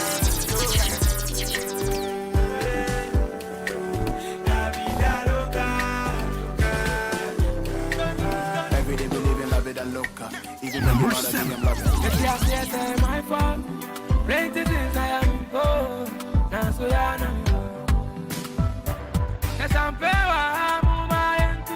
Number 6.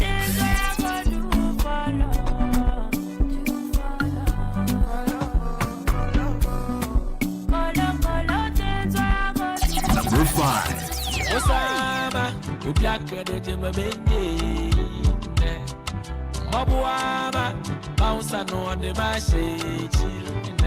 Number 4.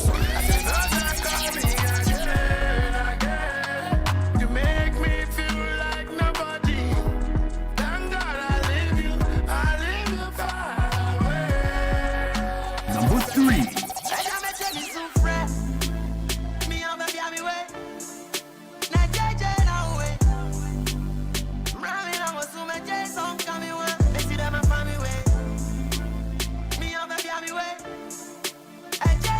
Number 2.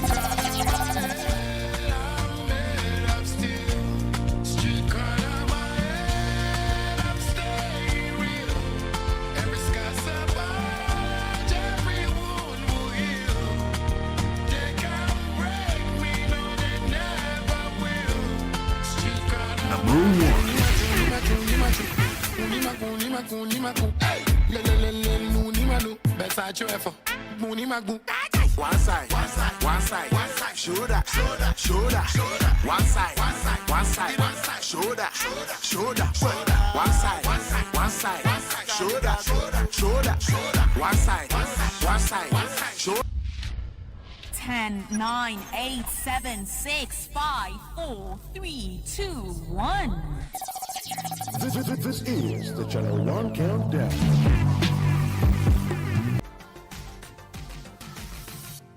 Thank you for tuning in to Entertainment Highlights on Breakfast Daily, proudly brought to you by Ghana Weekend. Stay updated with Ghana Weekend for all the juicy stories on your favorite celebrity, events, and all things pop culture. Follow us on Facebook, X, Instagram, and TikTok, and subscribe to our YouTube channel, Ghana Weekend TV. My name is Dede Davis. Until next time, it's bye for now. All right, guys, so that was the entertainment highlight of the day. Right now, it's time for us to get into an exciting conversation. We had a conversation along this line yesterday, and it's still continuing because it's actually very important to us as Ghanaians, especially when it comes to the film industry. We're still talking about the Black Star International Film Festival, and in the studio with us is the founder and chairman of the Black Star International Film Festival, Juliet Ya Asantewa Asante. And of course, all the way from Nigeria is Nollywood actor and producer Deyemi Okolanwa. You are all welcome, ladies and gentlemen. How are you? Good. Good to be here, huh? Yeah. You're speaking with us. I want to speak Chi. I'm learning Chi. People should teach me how to. Yeah. Okay. Where did he? Where did he? Where did he? Where did you this morning? What I eat? Have you eaten this morning? Yeah, I have. I'm eating, but I wish I ate something Ghanaian. All right. You should take me out to eat Ghanaian. I will take you out. Thank you. All right. All right, so let's get straight into it. Yesterday we started this conversation about the Black Star International Film Festival, but it's nice to have you here, Juliet, because obviously you are the founder, you are the brain behind this whole thing, and it's been going on for like 10 years? Yes. And this is the 11th year, right? No, actually, this is the 10th year. This is the 10th so year. this is our 10th anniversary. Imagine that. Congrats. I know, right? Congrats. And how has it been so far, the whole journey? Can you take us through? Well, it's been interesting. I mean, before we started the festival, we heard that a film festival couldn't survive in Ghana. No one thought it would. No attempt had survived. And so to be celebrating 10, I think, is a really great milestone. Right. The ecosystem used to be quite different. I think the festival has brought in a lot, has served as a catalyst, you know, giving a platform for filmmakers to amplify. This year, for instance, we received submissions from over 127 countries. And we kept asking ourselves, how did they know about the festival? How did they hear about Ghana? You know, film festivals sell a country soft power. We have all these filmmakers from all of these countries engaging with the film festival. I think it's really done a lot. The conversations that we've had is interesting because 2 days ago, I was having a conversation with someone and he was saying a lot of the things we are even discussing now in the generic sense, we had this conversation on the festival platform at Black Star International Film Festival. So I think that also is giving Ghanaian filmmakers the kind of audacity that they need to embrace the space and tell intriguing stories. And also it's a platform for collaboration. I mean, look, Deyemi is here. We are talking about what next. We've just signed an agreement with Majestic Cinema, which is the largest cinema in Ivory Coast, expanding in Cameroon, to kind of cross-border films, you know, English to French, French to English, which we need a lot because both Ghana and Nigeria, we are surrounded by French, you know, so that's a very important step. Sinikita, which is the largest dubbing and subtitling company, is also as part of the agreement. Now Group, which is one of the biggest, if not the biggest, or upcoming Nigerian distribution company. We've also signed an agreement with them. So a lot is happening. We've just signed with Aquaba Magic to look at the films that submit into the festival. But I think most importantly, a film festival is supposed to amplify the film space to the population. So we need to create that synergy so that more and more Ghanaians know that, look, once every year, within 5 days, I can go to this festival, have fun, learn a lot, network, take my family, so many variations of activities happening. So we need to bring cinema closer to the people, and moving on into the next 10 years, that's what the Black Star International Film Festival is going to be focusing on. I think you've done really well. Thank you. You've done really well. And following your journey, you've been so passionate about film industry. And thank you. Yeah. Thank you so much. Thank you so much for what you do for the film industry. Thank now, you. Dayami, I mean, this is not your first time in Ghana. What are your thoughts about this film festival, the Black Star International Film Festival? Look, every time I come to Ghana, I'm reminded of the first time I came to Ghana. I had managed to clean up my account to buy a ticket. Okay. I had no money for a hotel. I borrowed my friend's a designer, I borrowed a suit from him to come for the Ghana Movie Awards. And I was at the party all night because I had nowhere to sleep. Nowhere to sleep. People thought this You're guy just really parties. life of the party, until I got on the plane and I flew back to Lagos. And that led to my first film with Yvonne Nelson, and I came back the next year to win. And I won the Ghana Movie Awards Best Actor in a collaboration. And I'm saying that. That was the one that we traveled to the village. Yeah, there was two. There was Yvonne Nelson's If Tomorrow Never Comes. If Tomorrow Never Comes, that was it. Yeah. And that, I think that was the first time I met you. Yes, it was. Yes, it was. yes, yeah. But and I say that because it's amazing how what the power of collaboration can unlock. And you know, because we live in, I think Africa tends to put us in a very competitive mindset. You know, we forget that, you know, it's best for us to collaborate, especially as creatives. This is one industry where we have little or no government involvement, which can be both a great thing because they allow us to really do what we want to do, but it can also be a bad thing because there is almost no structure, no support, you know, and there's a lot of gatekeeping. Coming to the Black Star International Film Festival is something that I think that every African should be aspiring to do. You know, we need to sit back and understand what it is to tell our own stories, to showcase our own stories, and to get the world to hear about us, to see us. And that's what film festivals really are about. And I'm really happy to be here. Right, really happy to be here. So what are you going to be doing at the Black Star International Film Festival? I've been invited to speak. Yes. Juliet invited me to say a few things. I don't know. By the fireside conversation, I'm really excited about that because, you know, there's this, where we were going back and forth, there's this topic about getting a million views, you know, and the master stroke. And I think you're a master at that, you know. So that, and then, you know, the brand of an actor, of a creative. Those are interesting things that I think he's a master at, you know. I think a lot of people focus on the craft, right? And I found out really early that talent is not enough to succeed in entertainment. But a lot of people go, if you want to learn anything about acting, for example, you go to drama school, theater school, and you learn that. But nobody really focuses on the business of acting. Nobody focuses on building a brand as an actor. And so I find that every time I'm in conversation, I mean, yes, you'll find several places that will teach you the craft, but I want to teach young people how to be successful as creators, especially as actors.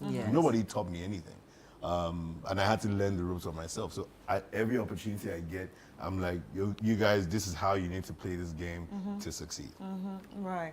Well, I really can't wait to listen to you on your own session of the fireside. Now, which is happening today. It's today. It's today. It's today at the Untamed Empire. At the Untamed Empire. So, I mean, like he's saying, this is a business in so many ways.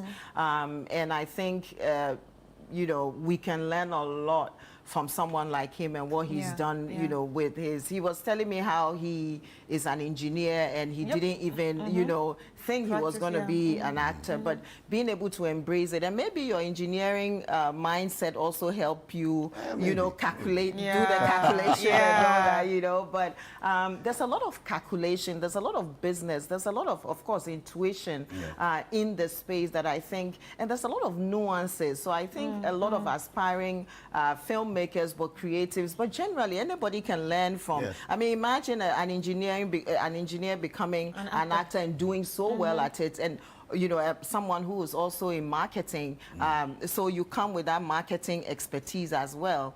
I think the combination is incredible, and everyone should be there to take away. This is a once-in-a-lifetime opportunity, I think.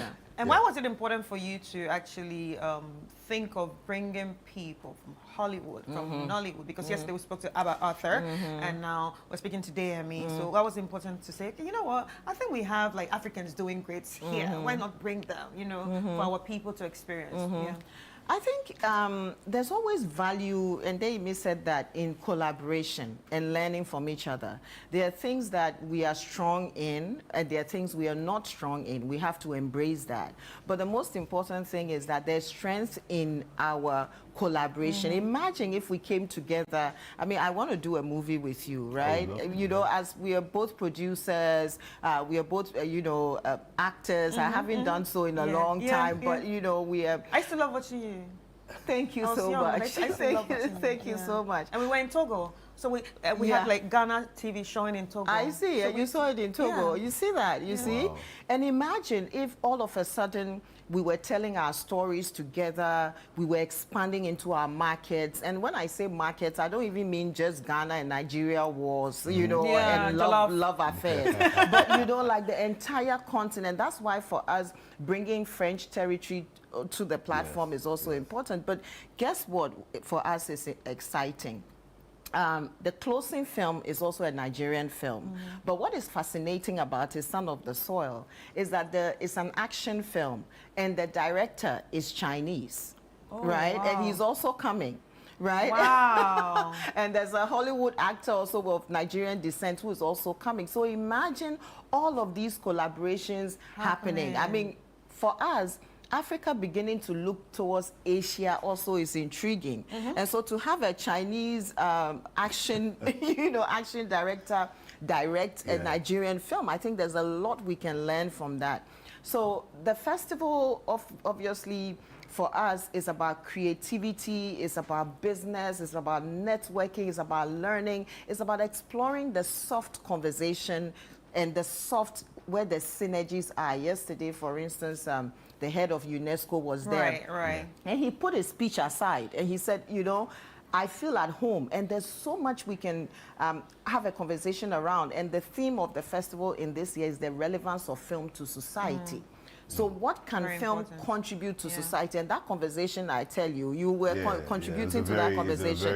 It was big conversation. You know, education, information, soft power, branding, mental, you know, having impact on the mind, seeing our heroes, jobs. Opportunities for young people. It's massive. It's how capital moves across society as films are being produced on different levels. And talking about collaborating, especially in light of just not looking towards the West, but looking Middle East and Far East. I was cast in I just got back from Tokyo, Japan. I was in a Japanese sci-fi TV series. Oh my goodness. Yes, it was amazing. Sci-fi. Yeah, sci-fi. Wow. And it was such a beautiful experience, a huge learning experience. And I've been saying it to everybody who cares to listen. We have to find ways to collaborate, not just amongst ourselves, but with other parts of the world and other markets as well. Yesterday I talked to Abba and I said to her, I said, look, one thing is clear.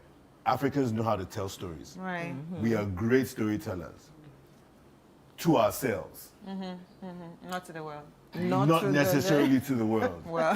Not necessarily to the world. And when we talk about, African films aren't traveling, that's what it means. It means, yes, we can get excited about our own stories, but are we saying it in a way that the world can hear? Are we able to access, you know, the global markets? And I said to Abba, I said, you've been in the US, you know how the West thinks. I've been here, I'm an expert in my field over here as an actor, as a producer, and now as a director. And what I'm saying is, we need to come together, Africans all over the world, wherever we are, and people who are in love with Africa and African culture. Let's get together, let's create magic, you know, and that's what I'm looking forward to doing over the next few years. All right. Okay. I think this conversation can continue at the Black Star International Film Festival. So it's already started yesterday, and it's running through to the 28th of September at the Untamed Empire. Like I always say, the Untamed Empire is right beside the Action Chapel on the Spintex Road. It starts at 12 p.m. each day. So after here, like you can just, after watching us, you can just start going there. And what to expect: film, panels, workshop, parties, kids programming. There's stuff for kids too. Screenings, exhibition, mixers, network, and learn and do business. And of course, the icing on the cake, you have fun. So much fun. You definitely do not want to miss any of the action at the Black Star International Film Festival. Ladies and gentlemen, we've been speaking to Juliet Ya Asantewa Asante, who is the founder of the Black Star International Film Festival, and Nollywood actor and producer Deyemi Okolanwa. It was a nice conversation. I really enjoyed it, guys. Thank you so much. Thank you so much. And I hope to see you all this evening. Yeah, because you I'll have pass to by come. for the We have a natural fireside fire. chat. We actually have a natural fire. Anyway, guys, let's take a quick break and we'll be back with conversations of City Business Olympic.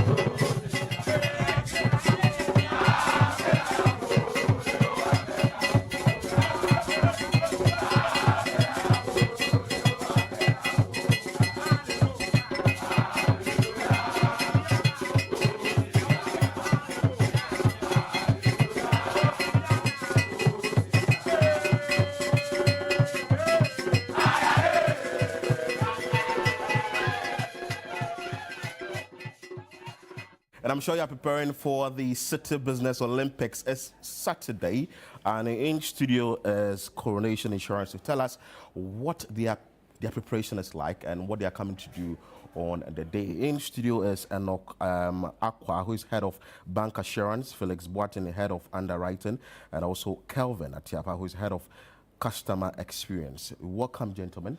How are we doing? Thank you. Let's start with this. Coronation Insurance, what are you into?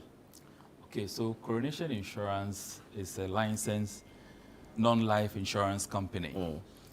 We are into providing insurance services that covers all the general properties that we have. We cover liabilities, and anything that doesn't have to do with life. That is what we are insured to, licensed to insure. Beautiful. Yeah. Beautiful. So you can talk about motor insurance, you can talk about assets, your warehouses, your stocks, your marine, goods that you are transporting,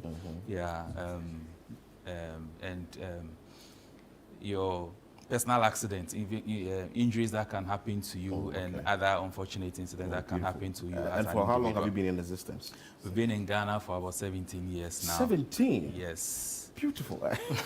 Felix, how are you preparing for the City Business Olympics? But first, let me ask you, what went into the decision? You're like, this year you want to participate. Is it your first time? No, this is not our first time. I think we have been part of the City Business Olympics previously. And, welfare, keeping fit is part of something that we need to bring everyone on board.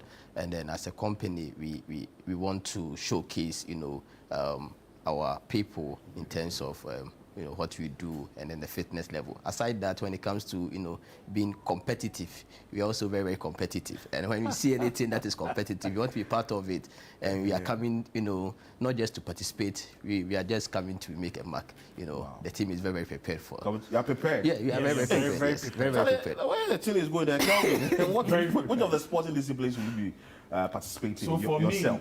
For me, myself, I'll be taking the tug of war. Oh, I always lead my team when it comes to the tug of war. Beautiful. So for tug of war, I will be leading the team. Okay. So we are winning all the games during the tug of war space. So that's fine. And what other disciplines are your people gearing up for? So we are prepared, just like Felix said. And we have the VIM, we have the men who are ready to participate in this activity. So we've registered for all the games. So the 7-a-side, the foot, the basketball, the arm wrestling, the swimming, the tug of war, both men and female. We also have the volleyball team. Our team is prepared. Even just yesterday, we had one of our players landing in to also join us. Yes, that player was out of the country, so that player just joined us. So we are prepared. We are versatile, and we believe that we are going to win all the games there. I'm just amazed. The way you are talking with Vim. Oh, yes, we have the Vim. We have the men on grounds to participate. Anyway, I'm sure that as you are exercising or you're participating in all the sporting disciplines, you take the opportunity to also do some sort of networking. As the customer experience head, what do you have to tell us about plans to network at this event? Yes, so we're happy that this time you've brought on board the executive lounge, where our CEOs will be interacting with other CEOs as well. So there'll be a series of networking that will be supported by Enoch, who is the head of bank assurance. So he would also be assisted with other colleagues. We have our CCU to also available on grounds to also network with other corporate bodies that will be there. So we are ready to network. We want to generate leads.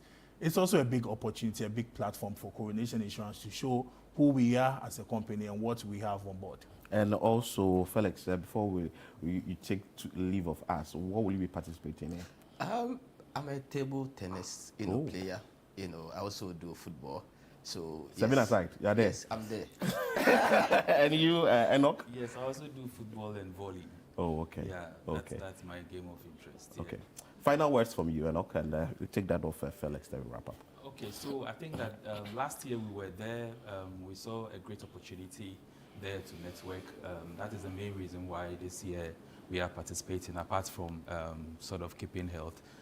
We feel like as a business organization, the lifeblood is to have good pipelines, good leads, and this is a very good opportunity for us to leverage on. So we thank City FM very much for this opportunity that they have given to us, and we intend to take full advantage of it. Beautiful. Thank you so much, Enoch, Felix, and Kelvin, for passing through the studios to tell us how prepared you are for the City Business Olympics. They are from Coronation Insurance, an insurance company that has been in existence for 17 years. Definitely, you can trust them when you are doing business with them. Just come to the City Business Olympics and broker some deals, and you can get your insurance policy with Coronation Insurance. Just before we wrap up, happy birthday to an amazing friend, Joyce Lane Sebi at Ofankor Barrier 7 days. Wishing you a day filled with laughter, love, and all the favorite things. Cheers to another year of adventures and making memories together. This is coming from Nana Ofair. And also to Elizabeth Nana Ya Tete of Accra Technical University. Happy birthday to my lovely woman, Nana Ya Elizabeth. I love you and cherish you so much. Thank you for everything you have done for me, and I love you so much. This is coming from Nana here. That's how I wrap up today's edition of Breakfast Daily here on Channel One TV. I am Philip Nilati. I did this with Chris Carter and Nana Tufo Boateng started the show. Many thanks for your time and keep watching Channel One TV.